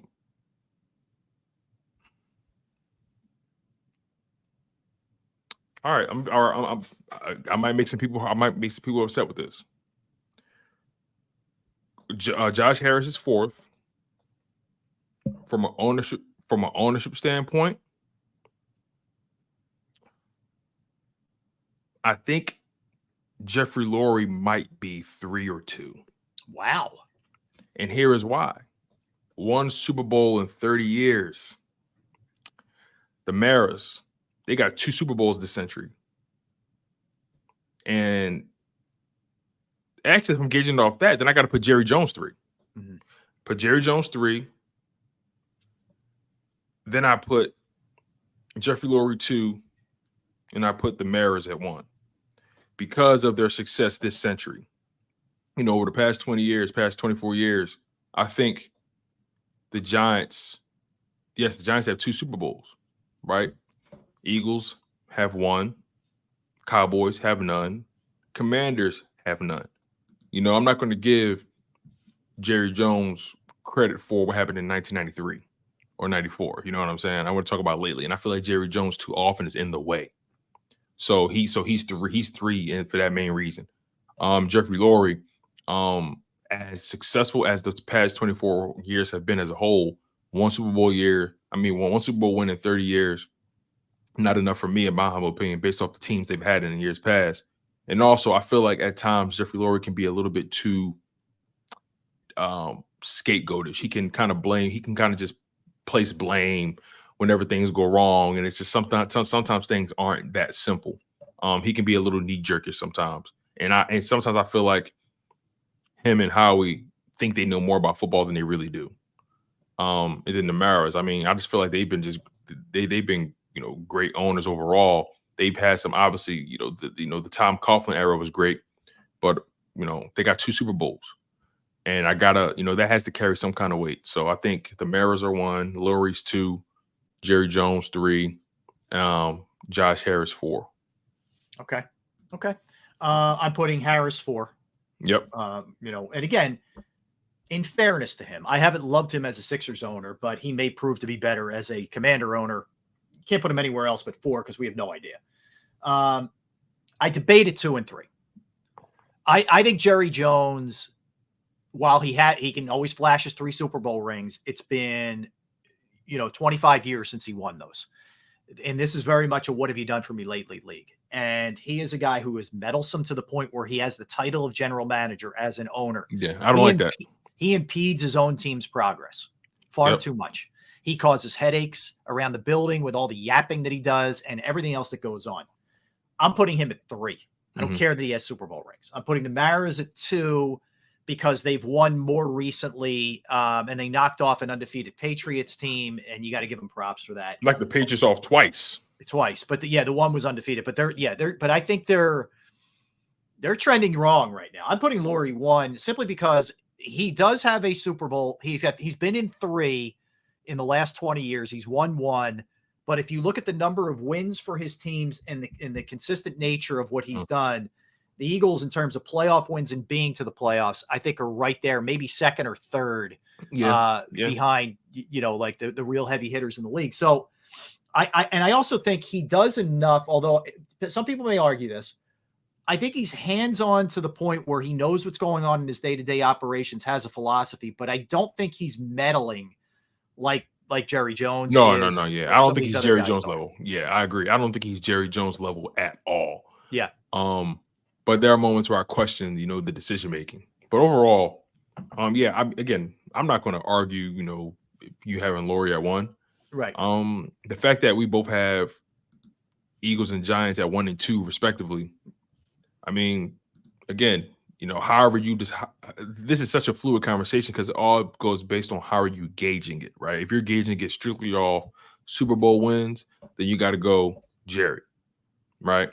If you're gauging off a combination of everything, winning, recency bias, how they medal, all that kind of, then Jerry is definitely 3. You know what I'm saying? So it's give or take. It all depends how you want to gauge it. I don't think there's one wrong answer, and that's Josh Harris.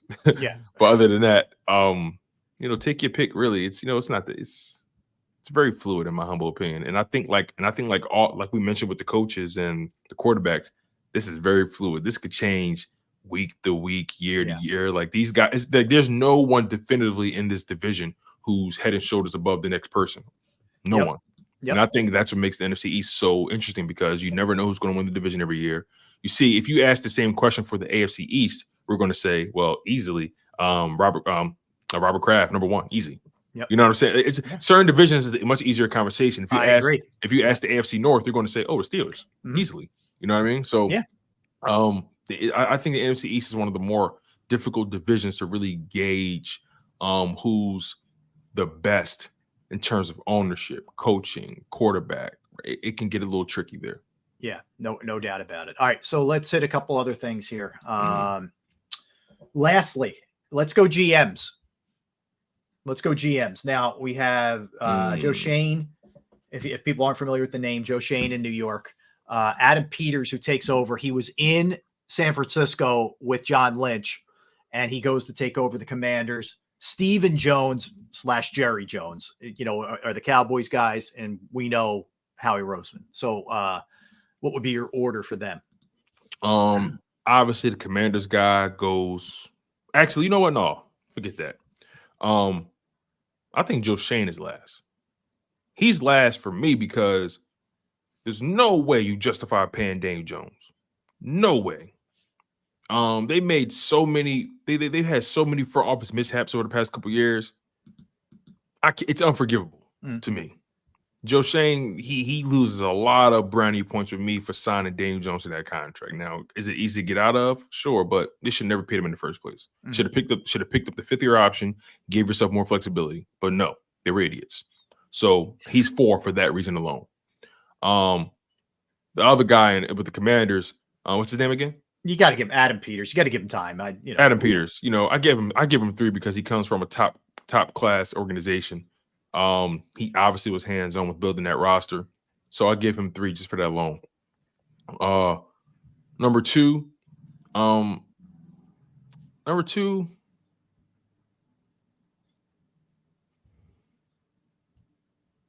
got to go Stephen Jones. Number 2, Stephen Jones, and number 1, Howie Roseman.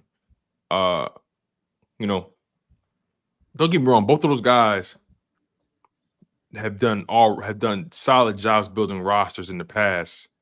I think both teams struggle with drafting to an extent. But I just look at Howie Roseman as a guy who's always done just enough to put them in contention for a Super Bowl. And Stephen Jones. See, here's the problem with the Cowboys, right? I've never felt like their issues were GM related. The owner. I've always felt like their issues were what's happening on the field and the owner. Because like Stephen Jones, if you look at that Cowboys team top to bottom, you'll say, oh, they're talented. They're one of the more talented teams in the league. I've never felt like the Cowboys weren't talented enough. I've never felt that. I always felt like Daniel Jones gets in the way. I mean, not Daniel Jones. Jerry Jones gets in the way. Not Steven and whomever else is there. Yeah. Yeah. I feel like Stephen Jones is constantly trying to say, hey, Jerry, we're all right. Well, you remember he had to talk him out of Johnny Manziel. You remember that one? I kind of wish he didn't. No, of course. but yeah, I agree. I would not. Believe me, I'm sure those guys are paid very handsomely, but you can't tell me that every Monday after he does his radio show, you're not in the office. Like, what did he say this time? All right. What damage control do we have to do now? I'm sure that happens all the time, but that's why, Tone, for me, it's Howie. Then it's the Joneses, then it's Shane, then it's Peters. Peters again. Washington's hard to even. Yeah, I mean, look, he's unproven, and I'm trolling the Giants right now. Obviously, you know what I mean. But because again, you don't pay Daniel Jones to think I'm going to be your friend, right? It's just, I think Daniel Jones is awful. No debate from me. Listen, I'm with you. All right, let's get a timeout. Let's come back. I got some really crazy stuff I'm going to throw at you ahead of the Super Bowl here.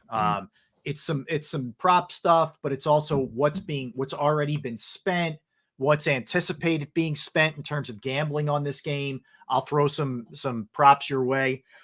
These are actually real props, not my made up props. So we'll do all those things when we come back. He's Tone. I'm Rob. We're Sports Take. All right, let's talk about Pro Action Restoration. Yes, Pro Action Restoration. If you have a home, you have a business, you have a property that you own, and you go through the pain, the inconvenience of water, fire, smoke, mold damage, you're not really sure who to turn to. You're not sure what to do, right? You're not equipped for that. Well, they are. And Pro Action Restoration is on call 24 hours, 7 days a week to assist. I went through it. I had a leak that went through 2 floors and ruined my bathroom, ruined the ceiling in my basement, the carpet, the whole nine.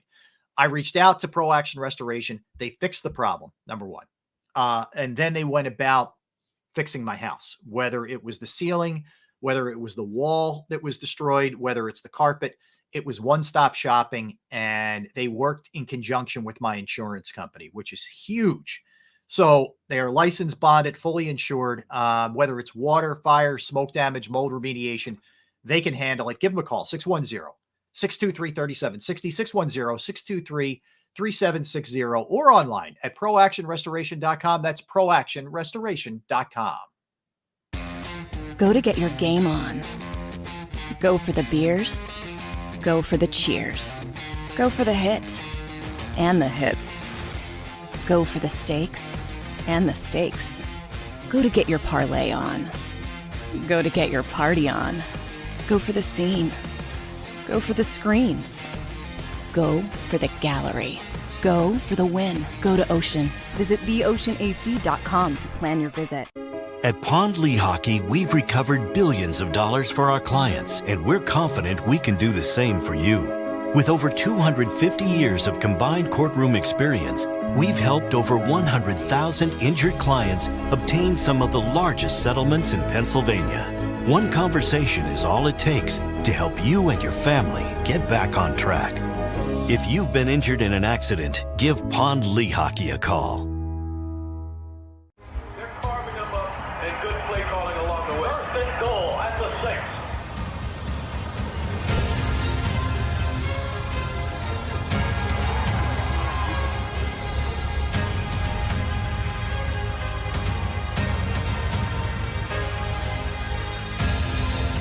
Field of life, First Trust Bank is there for you. Champions on 3. 1, 2, 3. Because Philadelphia dreams deserve a Philadelphia bank.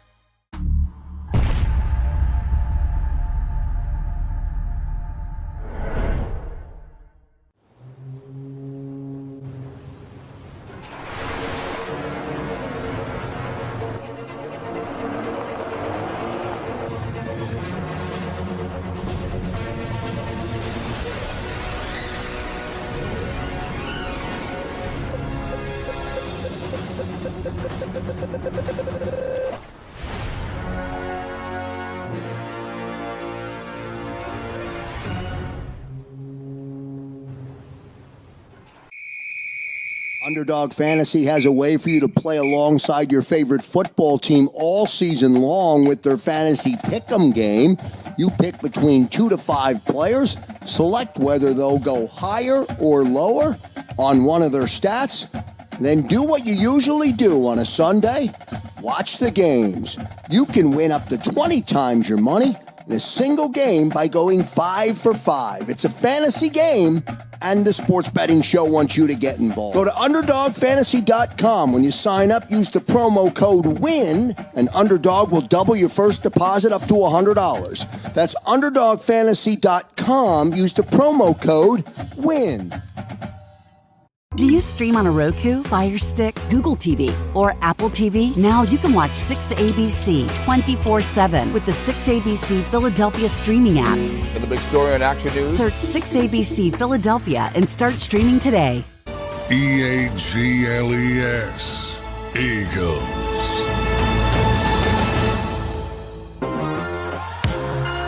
All right, we're back. Tone and Rob hanging out with you on this Tuesday. All right, I want to throw a couple things at you.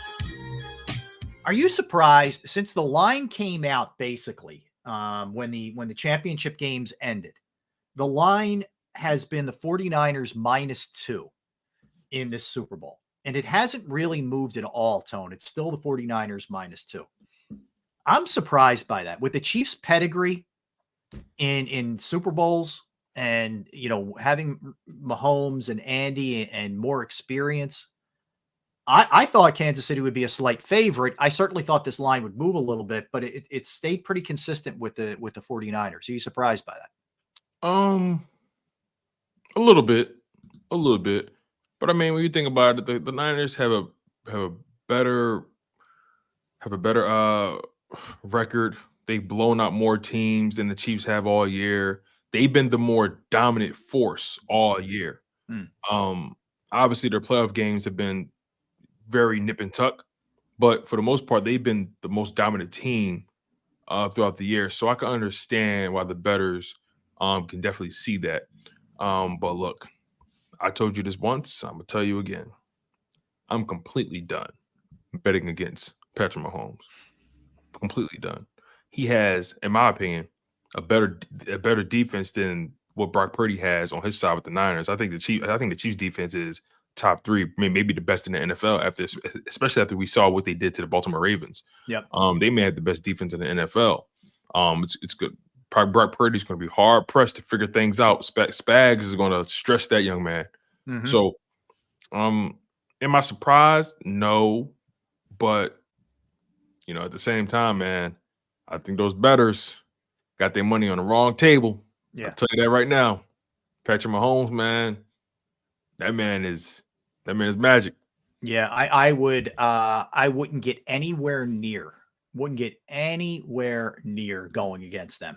I foolishly did it against the Ravens, and I won't. I did it at the Ravens. I did it when they faced the. I'm trying to think. I just been betting against Buffalo. You did it. I had the Chiefs beating Buffalo. Yes, Yeah, Yep, I had Buffalo winning that game. It's just time and time again they have shocked me. Yeah, and also then they play their entire playoff run was on the road, was it not? Yeah, it has been. No, the first game was in Kansas City against Miami. Right. The first game was right. You're absolutely right. The first game was in Kansas City. After that, they played in Buffalo, and then they played Baltimore. in Baltimore. 2 hard places to play. No question. It's been a hell of a run for them, man. It really has. All right. So I would. So that's interesting in and of itself. So let me give you a couple other things. By the time the game kicks off on Sunday, a lot of sites are anticipating $23.1 billion will be bet on this game. $23.1 billion bet just on this game. B. With a B? With a B. Billion. Billy. Bet on this game. Yes, sir. Bernice. Bridget. Bartholomew. Yes. B. Yes, B. Lord have mercy. Banana. Yes, B. Yes. Yeah. That's a lot of money. That is a lot of money. Okay, you said 23.1. 23.1 billion bets. We're not even talking about the amount of money on each particular bet. Right. These bets have to be scratching 100 billion. Oh. It's crazy, man. There's no way. And guess what? Betting isn't even legal in every state. Right. Imagine if it was. Imagine that. That's true. That's true. Man. Think about this too. First week, this is before we even got to Monday. There was a $1 million bet placed in and of itself by one person, by one individual, $1 million bet. A 6-figure bet made on the coin toss, Tone. Coin toss. See, I feel like people who bet like that are psychos. That's a 50-50 literal boom, flip a coin, heads or tails. Nuts to me. Yeah, when you get into that kind of betting, I feel like, man, you're way too deep. To me, it's irresponsible. Hey, if you have the money, knock yourself out. But I'm you are entrenched. I mean, let's really think about it. 50-50 proposition. That might be the best odds that anybody can get on Super Bowl Sunday. Is that fair to say? I guess so. What parlay, what prop bet, what bet can give you a 50% chance of winning it other than the coin toss? That's probably it, I guess. Well, yeah, if you did no, not necessarily. I mean, you mean right down the line without odds? Yeah, I guess so. Yeah, it makes sense. It makes sense. All right, let me throw a couple. Yeah, it's tricky, but I've never been a bet man anyway. So, well, keep in mind, so they can't technically do Taylor Swift bets because a producer or a director could be influenced with cutaways to her. Okay, makes sense. Yeah.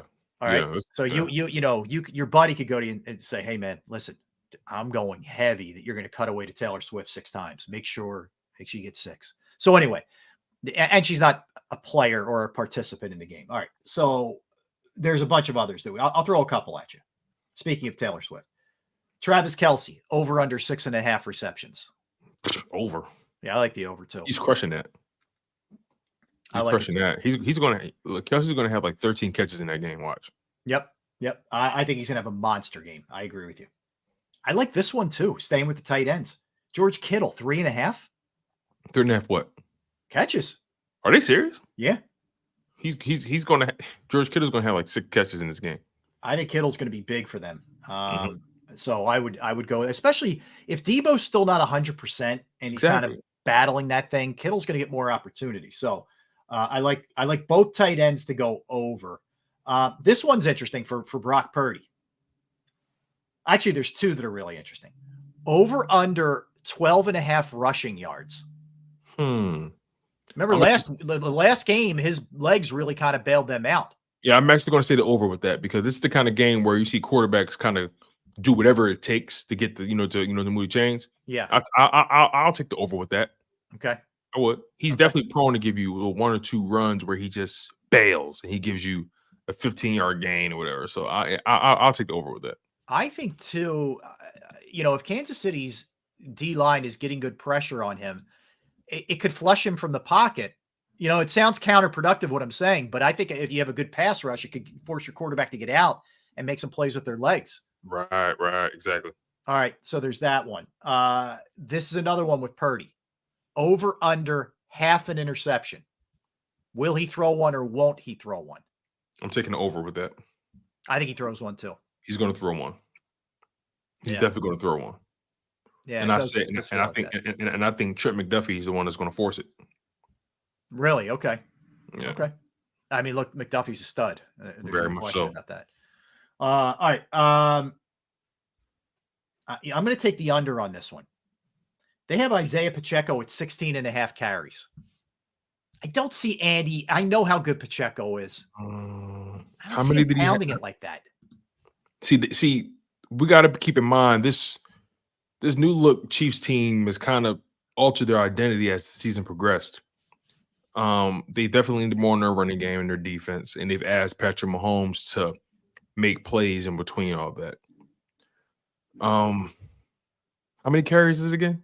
16.5. I'm gonna take the over. Yeah, it's a tough call. Are you? I'm going under on that one. I think he's in the 14 range.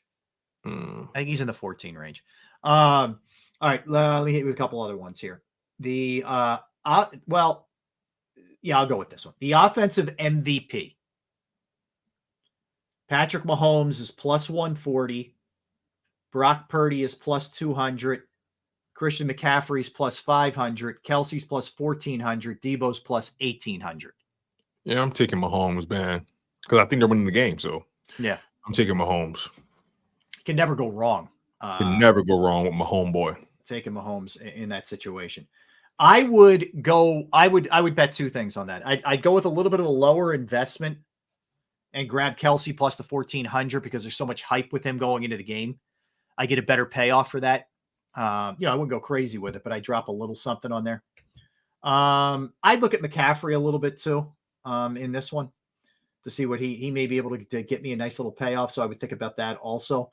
The money line for the 49ers is minus 130, meaning you put up 100 to win 100 back. If you lose 130. Put up 100 to win 110 for the Kansas City Chiefs. So they're the money lines. The line is -2 49ers, over under 47.5 for Super Bowl 58, which is coming up Sunday in Las Vegas. We'll sprinkle more in throughout the course of the week as we lead up. All right, let's hit it. Let's come back. Let's talk NFL. The Niners are unhappy with the turf that they're going to be practicing on, that they're practicing on at UNLV. We'll get into that a little bit. Coaching hires, guys being shown the door, a ton of stuff here in store for you over the next hour of the program. Don't go anywhere. Tone DeShields, Rob Ellis, Sports Take. Let's talk about Flynn Tree Services. Yes, they are an experienced, licensed, and insured Pennsylvania tree services company that will trim or remove any unwanted trees off of your property.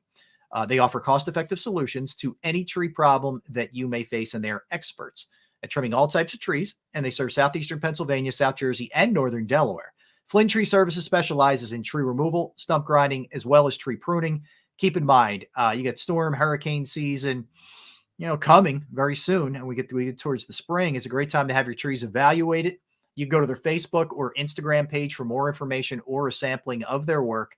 Give Flynn Tree Services a call at 610-850-2848, 610-850-2848, or online at flynntreeservices.com. That's flynntreeservices.com.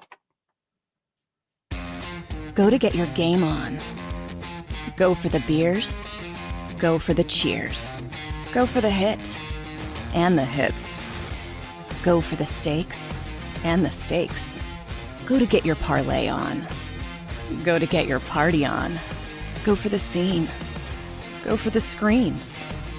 Go for the gallery. Go for the win. Go to Ocean. Visit theoceanac.com to plan your visit. At Pond Lehocky, we've recovered billions of dollars for our clients, and we're confident we can do the same for you. With over 250 years of combined courtroom experience, we've helped over 100,000 injured clients obtain some of the largest settlements in Pennsylvania. One conversation is all it takes to help you and your family get back on track. If you've been injured in an accident, give Pond Lehocky a call. They're carving them up and good play calling along the way. First and goal at the 6.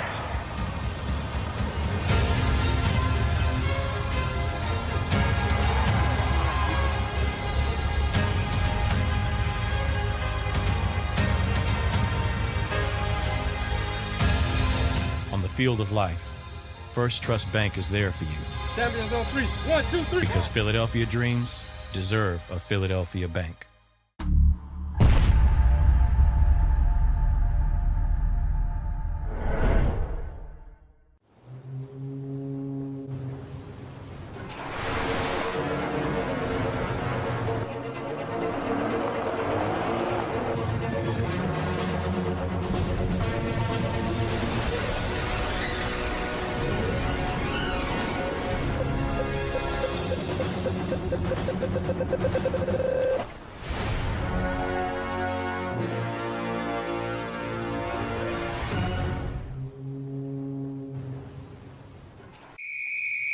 Underdog Fantasy has a way for you to play alongside your favorite football team all season long with their fantasy pick'em game.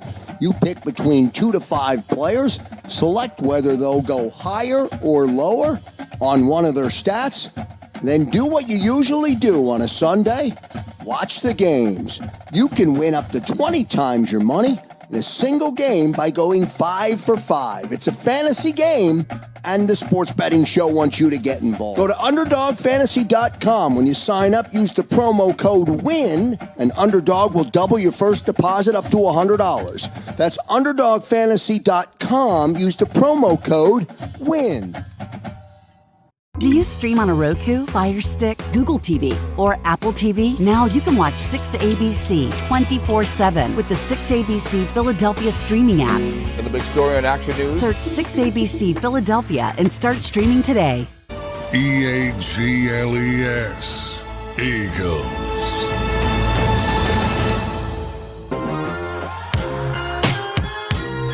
All right, we're back. Appreciate you hanging with us.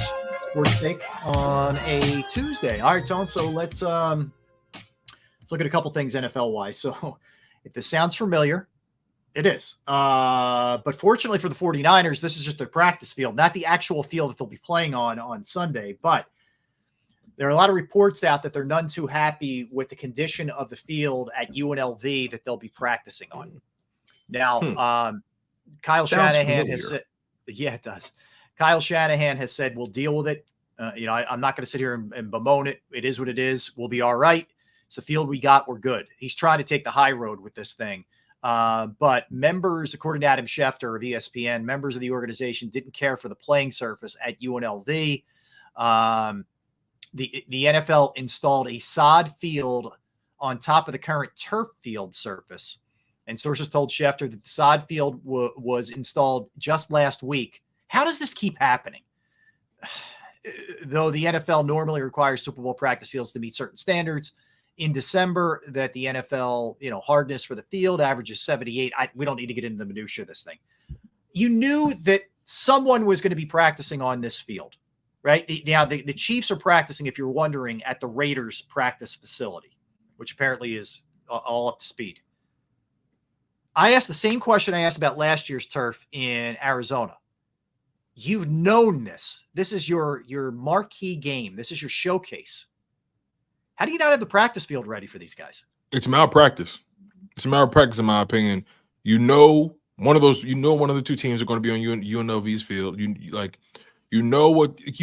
Everything is already pretty much known. Get off your ass and get things done properly to make sure your multi-billion-dollar investments are freaking safe on the field. You know what I mean? Like, damn, guys can't even get a quality practice field. Lord knows what the actual game field is going to be like. You know what I mean? And I'm saying it's independent of what happened last year. Look, I'm not even going to get into what happened last year. It is what it is. Look, the 49ers, they earned the right to be there. Give them a good practice field. What the hell? Yeah, it's a joke. It's quite honestly a joke for a league that charges an arm and a leg for Super Bowl tickets and charges an arm and a leg for so many other things as well. And it's always looking for another angle to make money. Y'all make too much money for y'all to be this lackadaisical when it comes to just providing a practice, a solid practice field. It makes no sense to me. It's annoying that this is something that's been called into question over the past couple of years. Ridiculous. And honestly, I'm tired of watching Super Bowls in the dome. Yeah. I'm being honest with you. I'm being honest with you. I don't like Super Bowls in the dome. I do not like it. I like Super Bowls outside. You know what I mean? Yeah. When anything can happen, a storm, whatever it is. That's my vibe. Yeah, you know what I mean? Yeah, if I had my druthers, for sure, that's what. Because you know what? It's become a corporate event. We got to keep our stakeholders dry. We don't want our stakeholders to get cold. I'm tired of it. I like Super Bowls outside. It's football, man. This is not arena football. This is not flag, but this is football, man. This is meant to be played outdoors. Yeah. All right. Put this in the category of who knows what. Like some of this stuff, I honestly think it is just utterly made up. But whatever. Have you heard this one? I can't even believe I'm saying this. But there was actually there were rumors being floated around that teams did not take a run at Mike Vrabel because of his size. Have you heard this one? What do you mean size? How tall how big he's a big boy. He's a big dude. Okay. Does this make any sense under any circumstance? No, that's why I asked. What do you mean size? Like, I don't get it. Football players are gigantic for the most, not everybody, but are very big human beings. Do we really think that there's an intimidation factor at the size of Mike Vrabel? Like, this is what we've come to now? If that's the case, you shouldn't be in the NFL. You shouldn't be in that business. Yeah. You got former players who become coaches, all that kind of stuff. Come on, man. Like now we're talking about intimidation. What are we doing here? I mean, Vrabel is one of the best coaches in the league right now, and he's going to get a job. Don't get it twisted. Yeah, he'll sit 1 year and he will be coaching next year, guaranteed. His size and his posture is the reason why he doesn't have a job and why teams are afraid to take what? What are we talking about? We've gotten to an absurd point now. I mean, what are we talking about? Did it matter? Dan Campbell's a big guy. Did that hurt him? Right. Brian Daboll's a big boy. Yeah, you know what I mean? Big Red is a big boy. I don't know. You know what I'm saying? I don't know what's Mike happening. McCarthy's a big boy. Yeah. You know what are we talking about here? I don't know. Insanity. All right. Jay Harbaugh, who is Jim Harbaugh, who is now with the Chargers. Jim Harbaugh's son, Jay, was hired as the Seahawks special teams coach. So he will go there. Eric Bieniemy officially out with the Commanders. And I'd have to look. I think Seattle's still open as far as an OC goes. I think. I don't know if there's any other offensive coordinator openings right now. I don't think there is, but I'm pretty sure that's it. Anyway, so Dan Quinn yesterday met with the media for the first time. And one of his quotes that stood out, nothing I enjoy more than doing hard bleep with good people. So all right. he's coming out. It's important. It's important to set the tone. So, yeah. Look, I think Dan Quinn is a quality hire. We'll find out if it was a good hire. It's just that simple. Yeah, I think the only thing that the only danger that it's not danger. I think the people fall prey to, hey, he wasn't their first choice. That, to me, man, how many times has the second or third choice been the right choice? Hey, listen, I'll tell you this right now. I highly doubt I was my wife's first choice. But guess what? Sometimes. Hey, you landed the plane, my friend. Hey, listen, I landed the plane. You know what I mean? I got the bags off that damn thing. You know what I mean? I made sure everybody got their stuff in baggage claim. You know, I did my part. Whoever dropped the ball, they dropped the ball. But it's on them. But guess what? That's on them, man. I scored. You feel me? So that's funny, look, man. Look, first, second choice, third choice. Look, was it the right choice? That's Simple it. as that. That's it. And guess what? I'll tell you this right now, Rob. You and I, we were the right choices. That's correct. That is correct, my friend. That's a great outlook on life. But yeah, I mean, I think I don't know what's going on with Eric Bieniemy. I don't. And we talked about this quite a bit. I honestly don't know if the interview process goes poorly. I don't know that there isn't some kind of dirt. I don't know, but for his track record, at the very minimum, this guy should be an OC somewhere next year. So I don't pretend to have the insight to what's going on here. So beyond that, Brad Holmes, who's the Giants GM or Lions GM, the Giants wish he was their GM. He's the Lions GM. He said, we're no fluke. This isn't going anywhere. We are going to be back and we're going to be here for a long time. I love that. I love that kind of thing. I like the confidence too. I even love this reaction when they won that playoff game against the Buccaneers. You know what I mean? Yeah. I just love the energy. And on top of that, I'm gonna keep it 100 too. Black GM doing this thing, man. I love it. Yeah. I love it. And he did a hell of a job drafting, providing assets to that roster. Made a good choice in hiring. That organization made a good choice in hiring Dan Campbell. You know, I don't want to hear Lions fans getting choosy. Y'all have no right to be choosy, with all due respect. Lions fans, be grateful where you are right now. Don't don't start criticizing Dan Campbell. Oh, we need a guy. It should have been Ben Johnson. Listen, y'all sons of guns ain't got no right to be choosy. All right. Well, the thing is, roll with it. Yeah, the Lions fans should be thrilled after their history to have these guys in place, to have Holmes in place, to have Campbell in place. The way that they've drafted, the way they built that thing, man, they should be doing backflips. They're headed in the right direction, man. Exactly. It's like the ugly duckling trying to be choosy. Say, listen, the person that took you to prom, just enjoy it, okay? I agree with you. You're not as good as you think you are. All right. All right, Patrick Mahomes. I again. Mahomes handles himself very, very well. So he was asked about chasing Tom Brady. Brady's got 7. He said 7 seems like a long ways away. Okay. I'm not going there. So this will be his 4th Super Bowl. He's won 2 and lost 1 so far. I wonder if he was asked about his dad. He did. He did get asked about his dad. He said it's a family It was a family event, not event. Well, I'm trying to think of a family matter, basically. And he said it's a family matter, and I'm just not going to discuss it. Fair enough. And that's a great way to of course, and that's exactly what it is. It's a family matter, and I'm not going to discuss it with you. Simple as that. Yep. Shane Bowen is now the DC for the Giants. He was the DC with the Titans. So they do have their defensive coordinator in place. Their offensive coordinator, Kafka, was not allowed to leave, and they have a new special teams coach. So they're going to go about trying to fix this thing. And it ain't going to be easy, but they got a lot to do for sure. Yeah. In New York. Absolutely. Brock Purdy.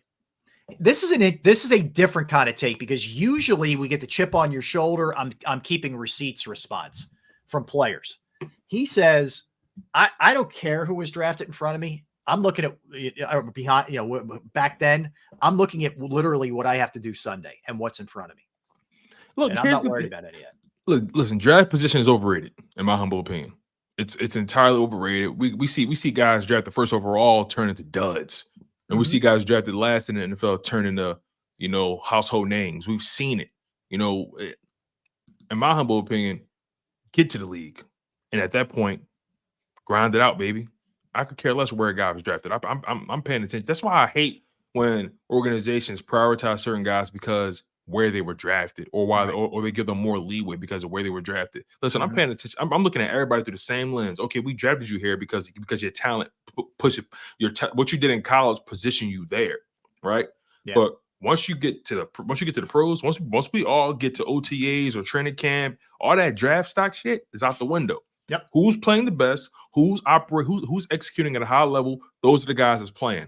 I don't care where I drafted you. And I feel like too often organizations get wrapped up in that, and it leads to their detriment.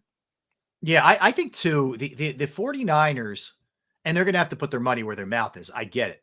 But they showed you the ultimate commitment to him. They traded away Trey Lance. That was the first step. Right? The ultimate commitment is the money. Because that was a big admission that we made a huge mistake. Of course. So when they did that, and they brought in Darnold and all that, but Darnold I don't think ever really had a shot at this thing. They told you Brock Purdy's the guy. I don't care where he was, Mr. Irrelevant, all that other crap. He's the guy for us. Right. Trading Trey Lance was the commitment this season. The money is going to be the real commitment. We'll see where they go in that regard. But as of right now, they took the first steps to committing to him. Yeah. And we'll see where it goes from there. He got into a Super Bowl. He helped lead him to a Super Bowl. Brock Purdy is sitting pretty right now. Yeah, I mean, he just has to keep maintaining, keep executing at a high level, and pray to God no one figures you out. Well, here's where I do think it's a little bit unfair to Brock Purdy, because people will say, well, he's got Christian McCaffrey and he's got Debo and he's got Kittle and blah, blah, blah. You know what? Joe Montana had Jerry Rice. Not all of his career, but during his career. Right. He won his first Super Bowl with some regular dudes. With a bunch of dudes. I agree. Bunch of dudes, yeah. But to your point, Joe Burrow, Jamar Chase, T. Higgins, you know what I mean? Joe Mixon. You need players. You know what I mean? You need players. Justin Herbert, Keenan Allen, Mike Williams, Austin Eckler. Yeah. You need players. Dak Prescott at a time, Amari Cooper, CeeDee Lamb, George Kittle and Dalton Schultz at a time, and you need players. Right. So why would you want to? I can go on and on. Yeah. You need players. Now there are situations like the Bills, like the Ravens, where you really only have maybe one guy, maybe one or two guys, if that, and then the quarterback is kind of making a lot happen with himself. Yeah. That's a different caliber of quarterback there. Where when you just have one guy and everybody else is kind of C+ or B-, if that. And you make it happen, you make it do what it do. Yeah. That's a different caliber quarterback. And look, I think at some point Jalen Hurts is going to have to prove that he can carry the Philadelphia Eagles in particular. God forbid if AJ Brown doesn't end his career here, or Devontae Smith or Dallas Goedert or whoever it is. There's going to be a point in time where Jalen Hurts maybe has one guy that's like A+, and everybody else is maybe C+. Right. And he's going to have to make that work. But again, that's future talk. We have no idea what the future holds. We'll see how this thing pans out. But the bottom line is you need players to win. As simple as that. Kadarius Toney. Oh, man, that guy's an embarrassment. So he had an interview last night with Michael Robinson of the NFL Network, and he claims when he was doing all that talking about not being hurt, he was addressing Giants fans who have been coming at him. He wasn't in any way, shape, or form ripping the Chiefs. And he said here's the classic. Everything was taken out of context. Let me tell you something. He already sealed his fate, but like, if I'm Andy Reid, I'm just like, stop talking, dude. Just stop talking. Just stop talking. Let's get through Sunday. And then you'll be gone to play whatever team you want to play for, and we'll be rid of you too. But anyway, that's what he had to say. First of all, I seen some of that footage. And in my humble opinion, you could try to put makeup on the pig all you want. You showed your ass. And you're gonna have to pay for that. You're gonna have to wear that at some point. And look, yeah, the NFL, football is a game, but also you're in the NFL. There's politics involved as well. Yeah. If you don't conduct yourself properly, if the talent doesn't supersede the headache, you're out, kid. It's just that simple, baby. That's how life works. You know what I mean? Pretty chicks get luxuries that ugly ones don't. You know what I mean? Like handsome men get luxuries that average fellas don't. Yes. It's just simple as that, man. That's life. Yeah. It's life. Tyreek Hill can get away with things that Kadarius Toney can't get away with. Exactly. Okay. Exactly. AJ Brown can get away with things that Kadarius Toney cannot get away with. Devontae Smith can get away with things that Kadarius Toney. This is the classic case of out kicking your coverage. Thinking. And he was that way with the Giants too. Overestimating your value. He's always been like that. Right. All right. Let's hit a couple others. You remember Ben McAdoo? Yeah. He with the porn stash, right? Yes, the awful mustache, the whole thing. The Eagles actually interviewed him for their head coaching gig at one point. When I know, be thankful for sometimes the ones that didn't happen. I don't trust anybody with the last name McAdoo. Okay. He is now an offensive assistant with the Patriots. So the recycling bin he's resurfaced out of the recycling bin, and he's a Patriot. Does he still have that? Does he still have that stash? He's trying to rock a goatee now. He's got the Hulk Hogan. Yeah, he's got the connector now. We're going in now. Yeah. Oh, okay. All right. So now, okay. All right. Yeah, I got you. All right. So Roger Goodell spoke yesterday, and he said the NFL has disciplined 25 league and team personnel folks for gambling violations. They sent a memo out last week to team employees reminding them of the league's gambling policies ahead of the Vegas trip. But Roger Goodell in his annual State of the League conference, among the questions asked about gambling, he said he estimated the NFL has disciplined 13 players and 25 league and team staffers for violations. Hold on real quick. Stay there. So to me, I take that as, hold on, wait. Sure, players make their mistakes, but the reality is these people within these organizations, they have a hard time abiding by the rules. And if the people above me can't follow the rules, how can they explain to me what the rule is in proper context? You got more people off the field getting caught up with gambling that shouldn't be than players. But we expect the players to be held to a higher standard. Come on now. Yeah, I mean, part of it is the players can directly influence the outcome, whereas the Joe Schmo in the back office can't. You know what I mean? In my opinion, it don't matter. Right. In my opinion, you all work for the team. It don't matter. You know what I'm saying? And let's be honest. These guys that are betting their own teams, you think they're trying to lose? So yeah. I'm not rolling with that, man. It's just, again, 25 staffers, 13 players. I think it's how can I expect players to, live up to the standard when the people who are telling me to live up to the standard aren't even live up to the standard? Oh, listen, I think, look, generally, this is an incredibly slippery slope for all sports. It really is. Yes, absolutely. I mean, if you think about it, we have professional sports now in the NHL in Vegas, in the NFL in Vegas. The NBA's next. NBA's next, but baseball's next too. The A's are going there, right? I heard they're getting a lot of opposition lately. I heard that thing's, and they have to spend like 3 years playing, like in the sand lot next door to the, down the street from the rec center. But it's going to be a mess. But the fact that you have professional teams there, you're playing a Super Bowl there this year, it's just, man, I thought it was interesting. Mahomes had something really cool to say. He said, I told my teammates, treat this as a business trip. If we win, I'll take you all to Vegas, but lay low this week. I need you to give me everything you got and not be out 24/7 partying. Just kind of interesting, approach from. I wouldn't expect anything else from him. He's a smart guy and he gets it. But I wonder how many of his teammates are heeding that advice, or how many. I would like to think, because of his pedigree and obviously the Andy Reid factor as well, I would like to think that team is buttoned up. Yeah, I would like to believe that. But Vegas is a very tricky city. Just when you thought you were followed, just when you thought you had it figured out, next thing you know, you wake up married to somebody you didn't realize you married them. Hangover, missing a tooth.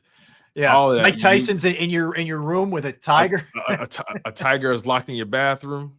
Like whatever, like anything can happen in Vegas. You feel me? Actually, this might be the premise of a great film, right? A team makes it to the Super Bowl. And, it follows 3 players on the team, not main players, but like maybe 3 practice squad guys, backup guys or practice squad guys. Right. Yeah. And they have a crazy night because they're like, in their mind, they're like, we're not playing. You know what I mean? Yeah. We're going to have some fun. And then they wake up and it's like, where the hell are we? And they got to get to the Super Bowl. Yeah. You know what I mean? More, you're like, oh my God, it's whatever. In Vegas time, it's probably noon or something. They got to be there at 1 or whatever. Right. Well, And the old stories. This goes back to like, it's either Super Bowl 1, 2, or 3. I think it's Super Bowl 1. Packers are playing, and they had a wide receiver named Max McGee, who was at the end of his career. He was at the end, right? Vince Lombardi had told him, like, you'll dress, but you're probably not playing in this game. Just I don't want you thinking anything different. Sorry. Right. You've been a great Packer, but it ain't happening. So Max McGee goes out. I think they were in Los Angeles, right? Goes out that night and gets after it, man. Just gets, gets crazy. Gets loosey-goosey. He comes back. So he shows up. He's on time, but he is all banged up from the night before, right? By his own admission. Warm-ups. He can't catch a ball. He feels like garbage. He's like, whatever, I'm not playing anyway. We just stand on the sideline and clap. One of the receivers goes down. Max McGee gets thrown into the game and has the game of his life. What? Yes. He makes like a sick one-handed catch. If you go, I'm telling you, go back and watch the NFL films on it.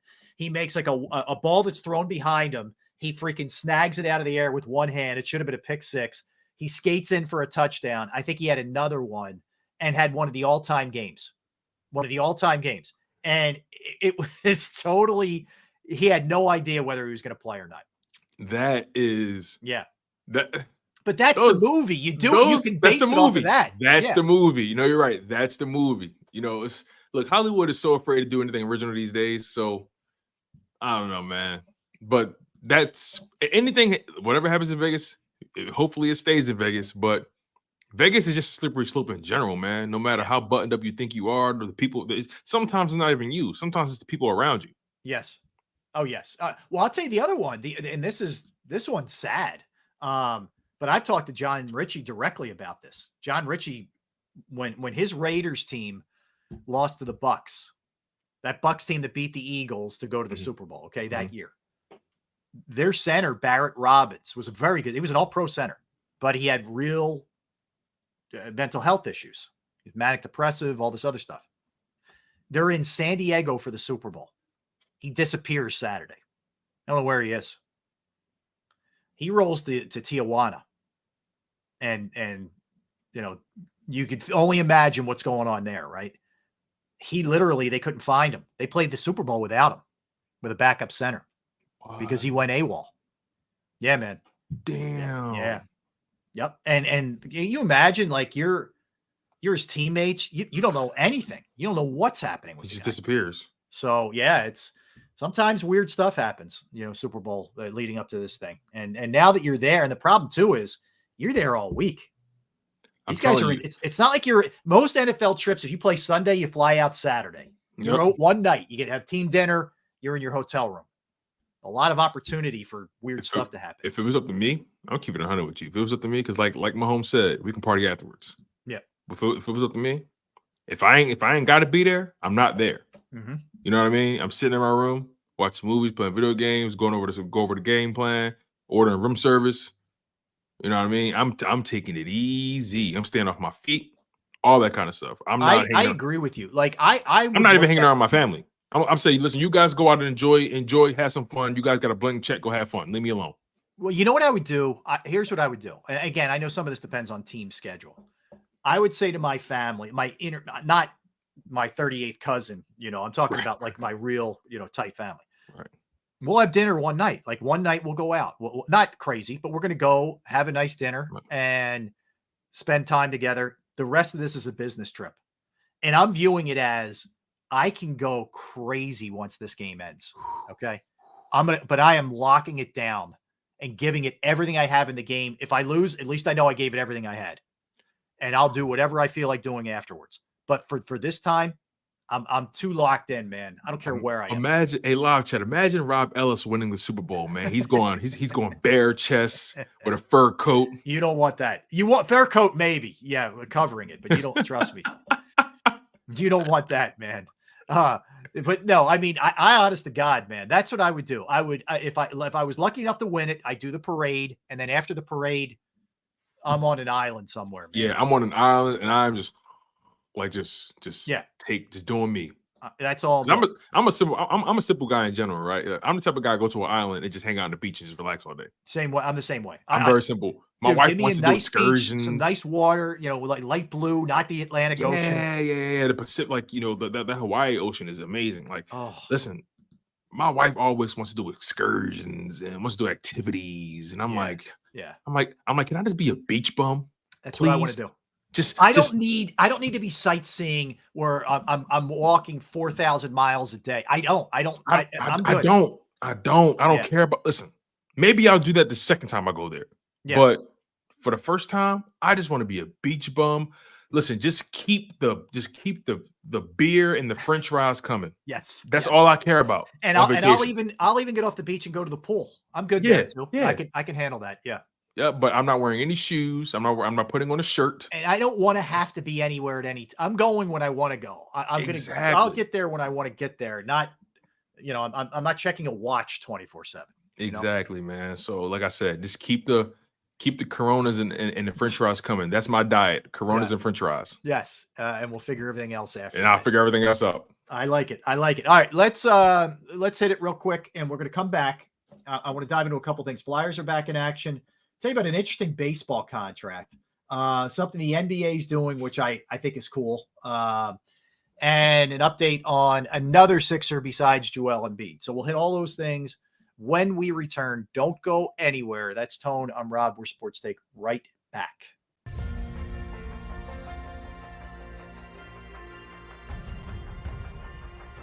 I remember getting my heart broken when they lost the Super Bowl in 2004. We're big Eagles fans. We moved to South Philly because of the Eagles. When they won, we went straight to Broad Street, and everybody was going nuts over there, and it was just a memory that you'll never forget.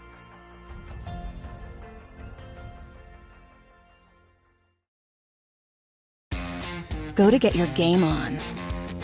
Go for the beers. Go for the cheers. Go for the hit and the hits. Go for the stakes and the stakes. Go to get your parlay on. Go to get your party on. Go for the scene. Go for the screens. Go for the gallery. Go for the win. Go to Ocean. Visit theoceanac.com to plan your visit. At Pond Lehocky, we've recovered billions of dollars for our clients, and we're confident we can do the same for you. With over 250 years of combined courtroom experience, we've helped over 100,000 injured clients obtain some of the largest settlements in Pennsylvania. One conversation is all it takes to help you and your family get back on track. If you've been injured in an accident, give Pond Lehocky a call. They're carving them up and good play calling along the way. First and goal at the 6.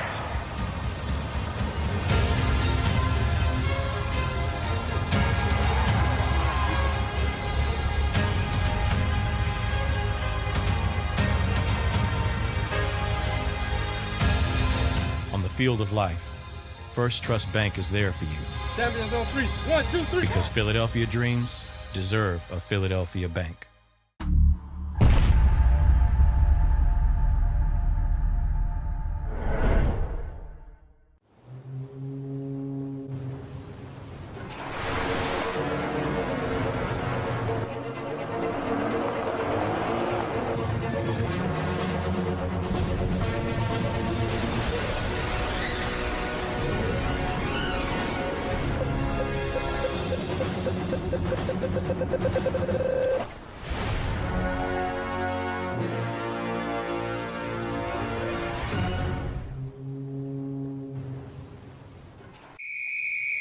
Underdog Fantasy has a way for you to play alongside your favorite football team all season long with their fantasy pick'em game. You pick between 2 to 5 players, select whether they'll go higher or lower on one of their stats, then do what you usually do on a Sunday, watch the games.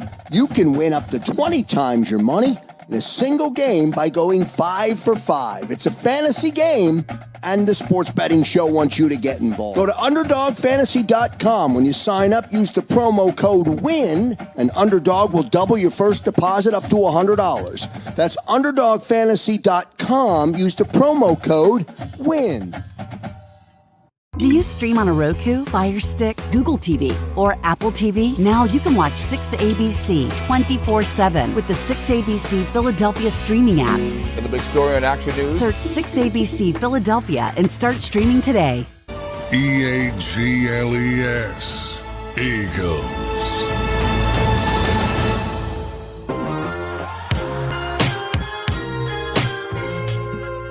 There we go. My man Rob.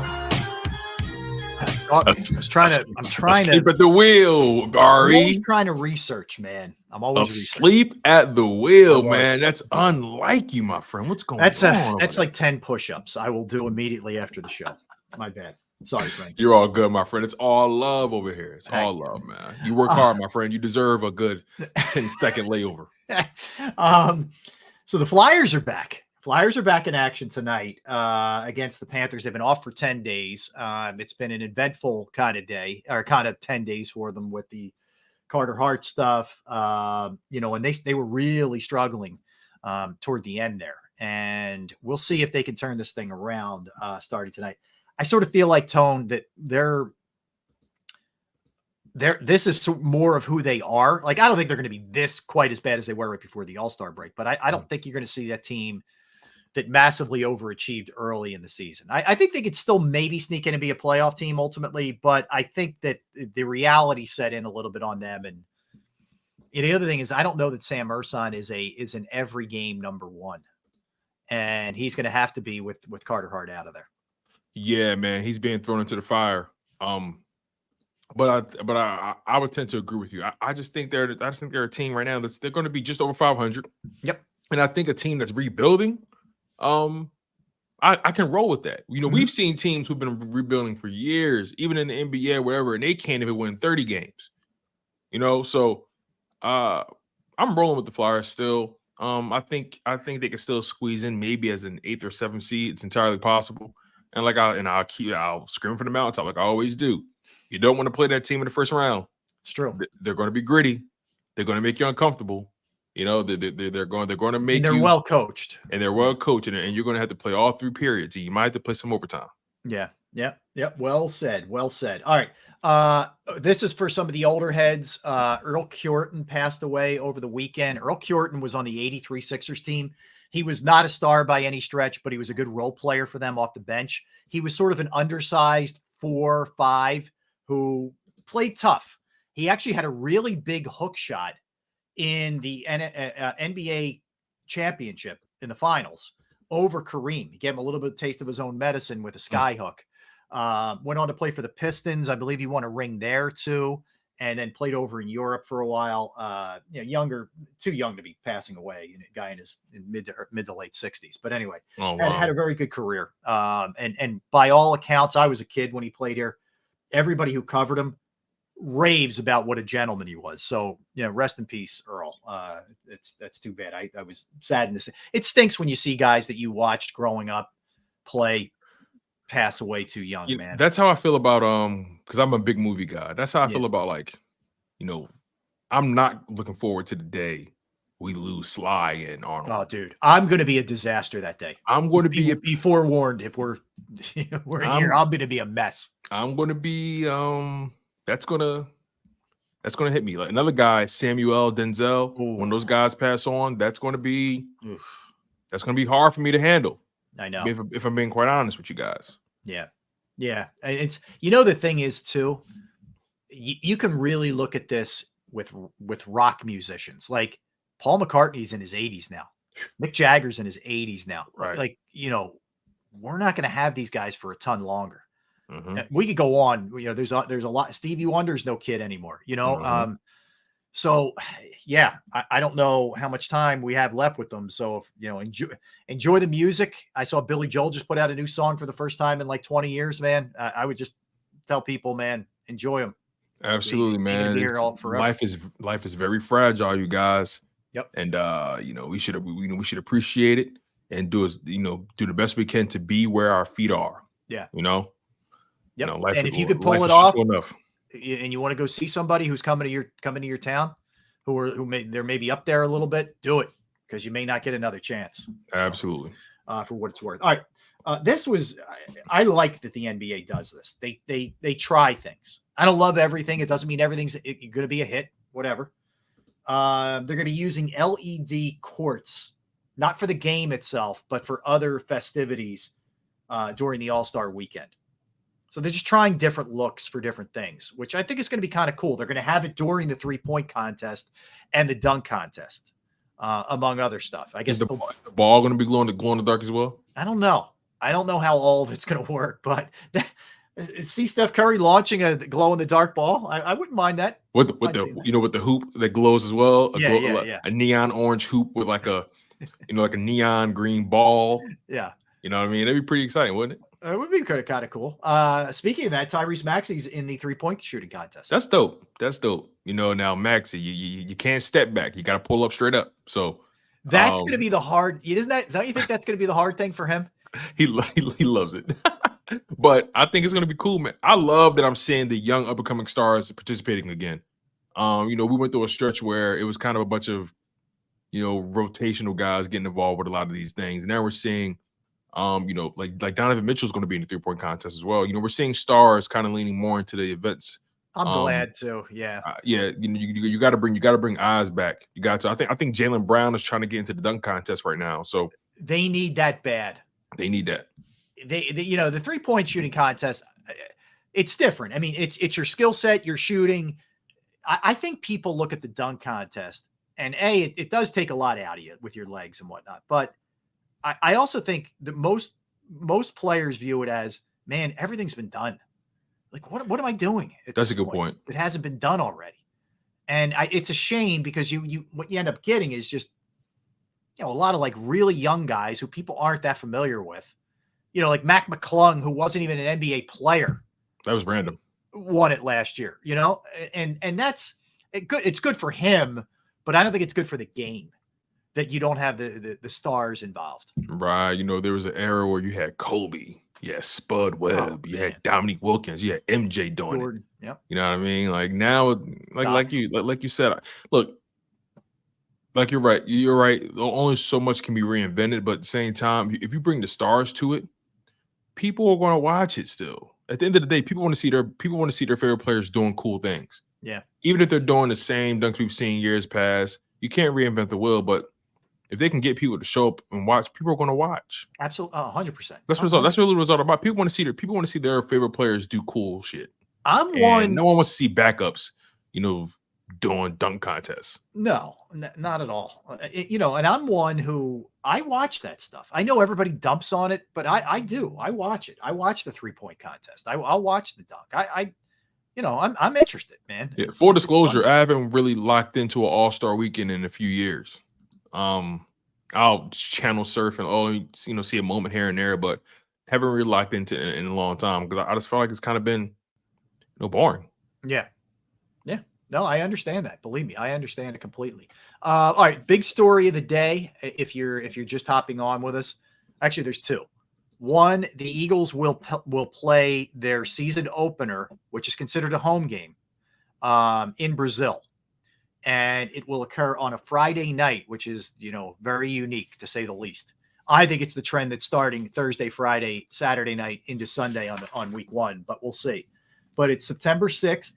We don't know who the opponent is. You can count two out. Carolina and Jacksonville are already playing European games, so count them out.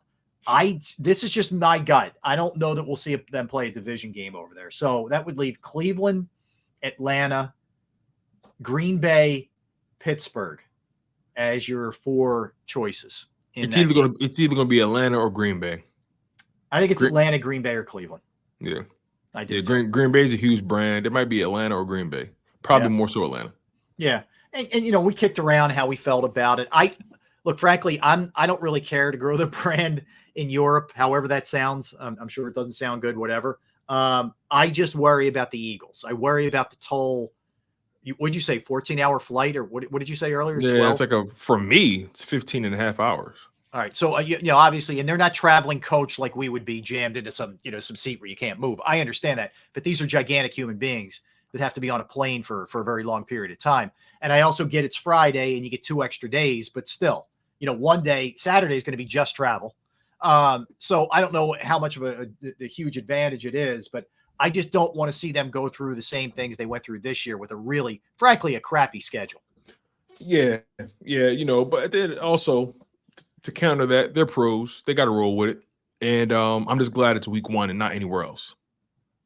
Yes. Yeah. Oh, this is a major problem if it's week 7, you know what I mean? Or whatever, week 12. Yeah. So, like I said, the first segment, it is what it is, man. I'm not too thrilled about it. It is what it is. Yeah. So, all right, there's that. That's the part one of the big story here.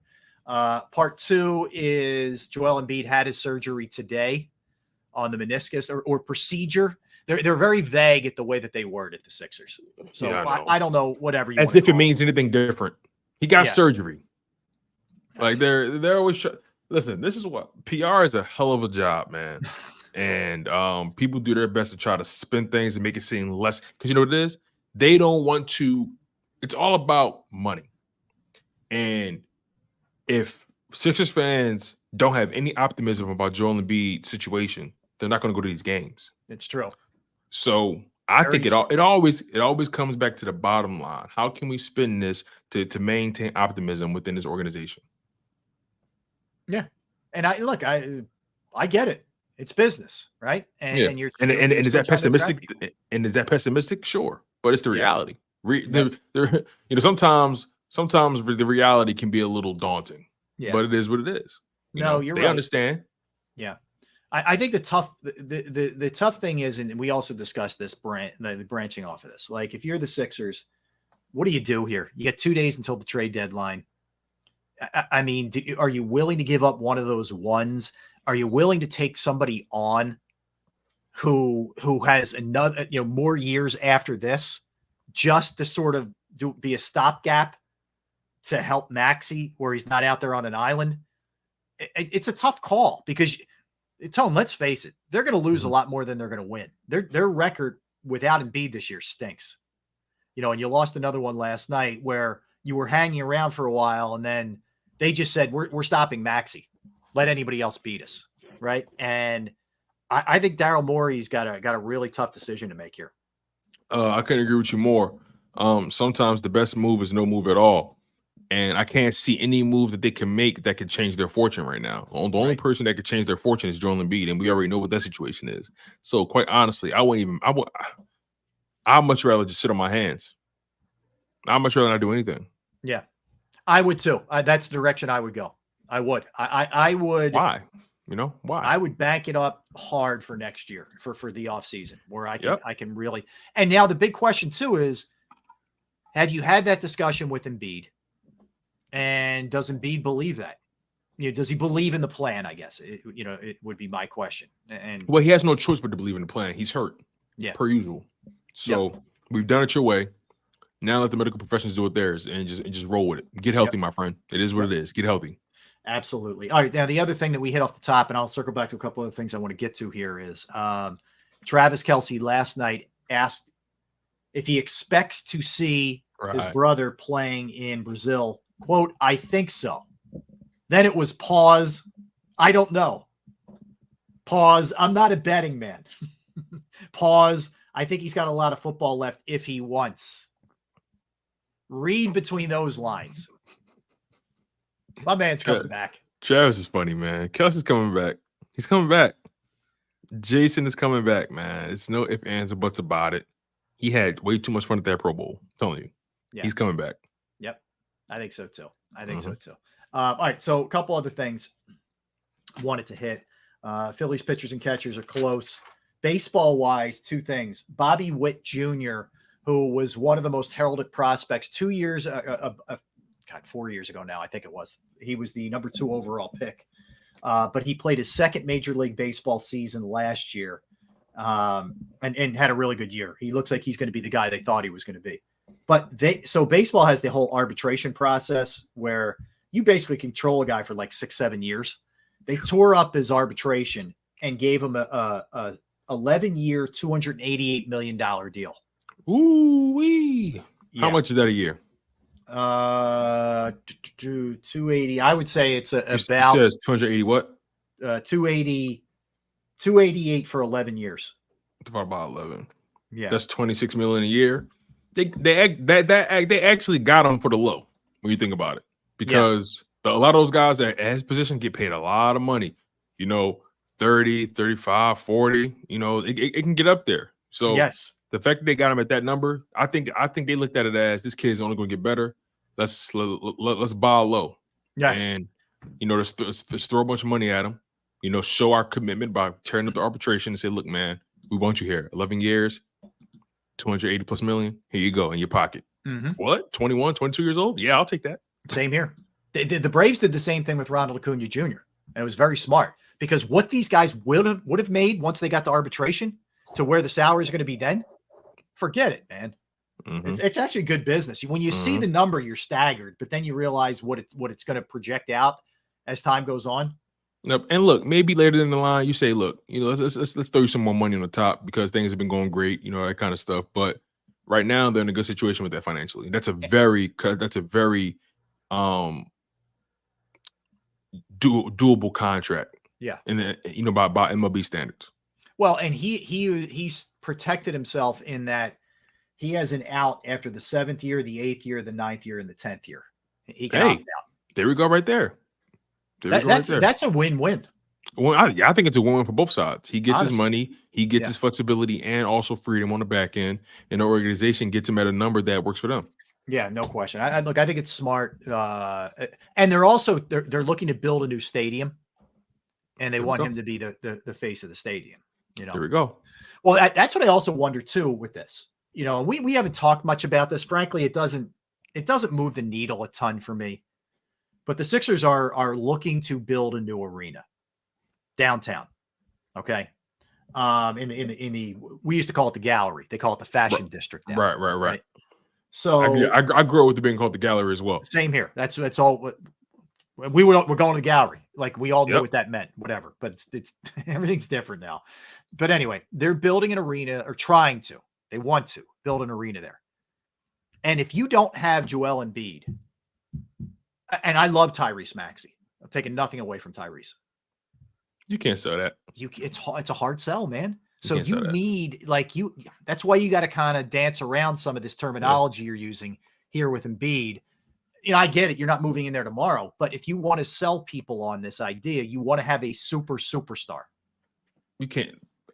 I just think that logistically that would be a mess. Oh, and also, what makes Philadelphia so special from a sports perspective is the complex. We have all the arenas and stadiums and fields right then and there. You got Xfinity Live right there.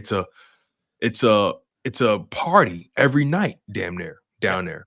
And to just move them downtown, I just feel like that could be a parking nightmare. I think it's a parking nightmare, Tone. A traffic nightmare. Well, and you're also 82 games, 41 home games. That's going to be terrible. And I know this is you and I know this, and I know it's some inside Philly stuff that where not everybody who's from Philadelphia understands this, but logistically, taking SEPTA late at night, dude, is not fun. Yeah, downtown especially. Is you not know what fun. I mean? Yeah, yeah. There's a lot going on there. Yeah. I'm just not rolling with it at all. I'm not a fan of it. You haven't even won championships to make us even feel good about that move. You know what I mean? Like it's, you know what I mean? Like okay, if the Eagles or after the Eagles won a Super Bowl, if they said, yeah, we want to kind of reinnovate and kind of expand. Hey, do what you want. You want a Super Bowl? I don't care. Mm-hmm. You got some balls, Josh Harris. Let's be honest. You got some balls on you to think the city's going to sign off on this. Your team hasn't delivered anything of substance over the past God knows how long. Come on now. Yeah, right. And that's the other tough part, I think, for a lot of people is, hey, man, what makes me think you're going to run this well when your team isn't run particularly well? Exactly. And all these things come into factor. And there's always, and I get it too. There are people who live there and live in the Chinatown area who feel like they're going to get forced out. And I know, the Sixers have provided, explanations for everything, but I can't help but feel for those people, man. I'm not rolling. I'm firmly against it. I like where everything is. I love the sports complex. I love it. You got the Phillies right there across the way. Then you got Lincoln Financial Field. Then you got the Wells Fargo. Whenever I used to go down there for concerts or just Xfinity Live or whatever, I just love that atmosphere. Yeah. Why take that from the city of Philadelphia? Like, not many cities have that feature where all the sports arenas and stadiums are in one cluster. That's what makes Philadelphia unique. That's what makes us the quintessential sports town. And to take that because you're whatever more money, however you want to slice it, I'm not jacking it. I'm not rolling with it, Rob, at all. Yeah, I'm not. It'd be a logistical nightmare for my city, and I'm not rolling. All right, let me go back to something we were talking about a little bit earlier with the Eagles, and we kicked around. We did a comp with the NFC East and kind of where they fall. Mm-hmm. One thing we didn't do, and we did team rankings, but we didn't do roster. And the Eagles are a weird lot, I think, going into this offseason, because I think you can make a real strong case for the offensive side. I really do.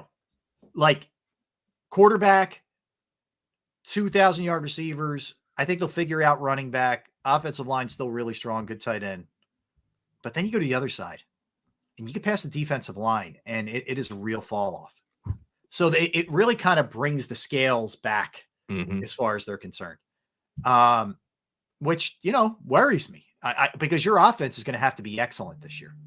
Yep. And on top of that, the offensive depth isn't really there right now either. So they have a lot of decisions to make. They got to go into the draft and they got to hit. And I mean, they got to knock it out the park, man. Every decision they make has to be the right one, in my humble opinion, if they want to think about being a contender going into next season. And that's a big if. Obviously I want the best for this team, but I'm trying to be as realistic and pragmatic about it as possible. They got a lot of work. Howie Roseman and his front office have a lot of work to do. They do. And I don't know. The approach for them has to be, we got to clean some things up. Other things, we understand we're going to be a little bit short, but we can't be as bad as we were last year. They got to figure out what happened to the defensive line for sure, and get that straightened out, because you definitely have talent there. Mm-hmm. But I would try and get one linebacker, one safety, one corner, and then live with what else I have. That's it. Yeah. I was talking to Sills about this, I think yesterday, and I said, honestly, I'm very willing to go through the growing pains of having a young defense. That's where I'm at with it. Yeah. You know, I'm willing to go young on defense and let those guys learn and grow on the job. Mm-hmm. You know, that's firmly where I am. I know some people may say, is that sustainable? You know, you're gonna need some kind of experience. And yeah, you're gonna have some veterans on the team. I'm not saying the whole defense is gonna be rookies, but you're gonna have some veterans sprinkled in there for sure. But I'm entirely okay with just washing our hands clean of this defense and just going young all across the board and having some veterans, you know, here and there and all that kind of stuff. Yeah, I'm very comfortable with this defense, all of them being under the age of 30.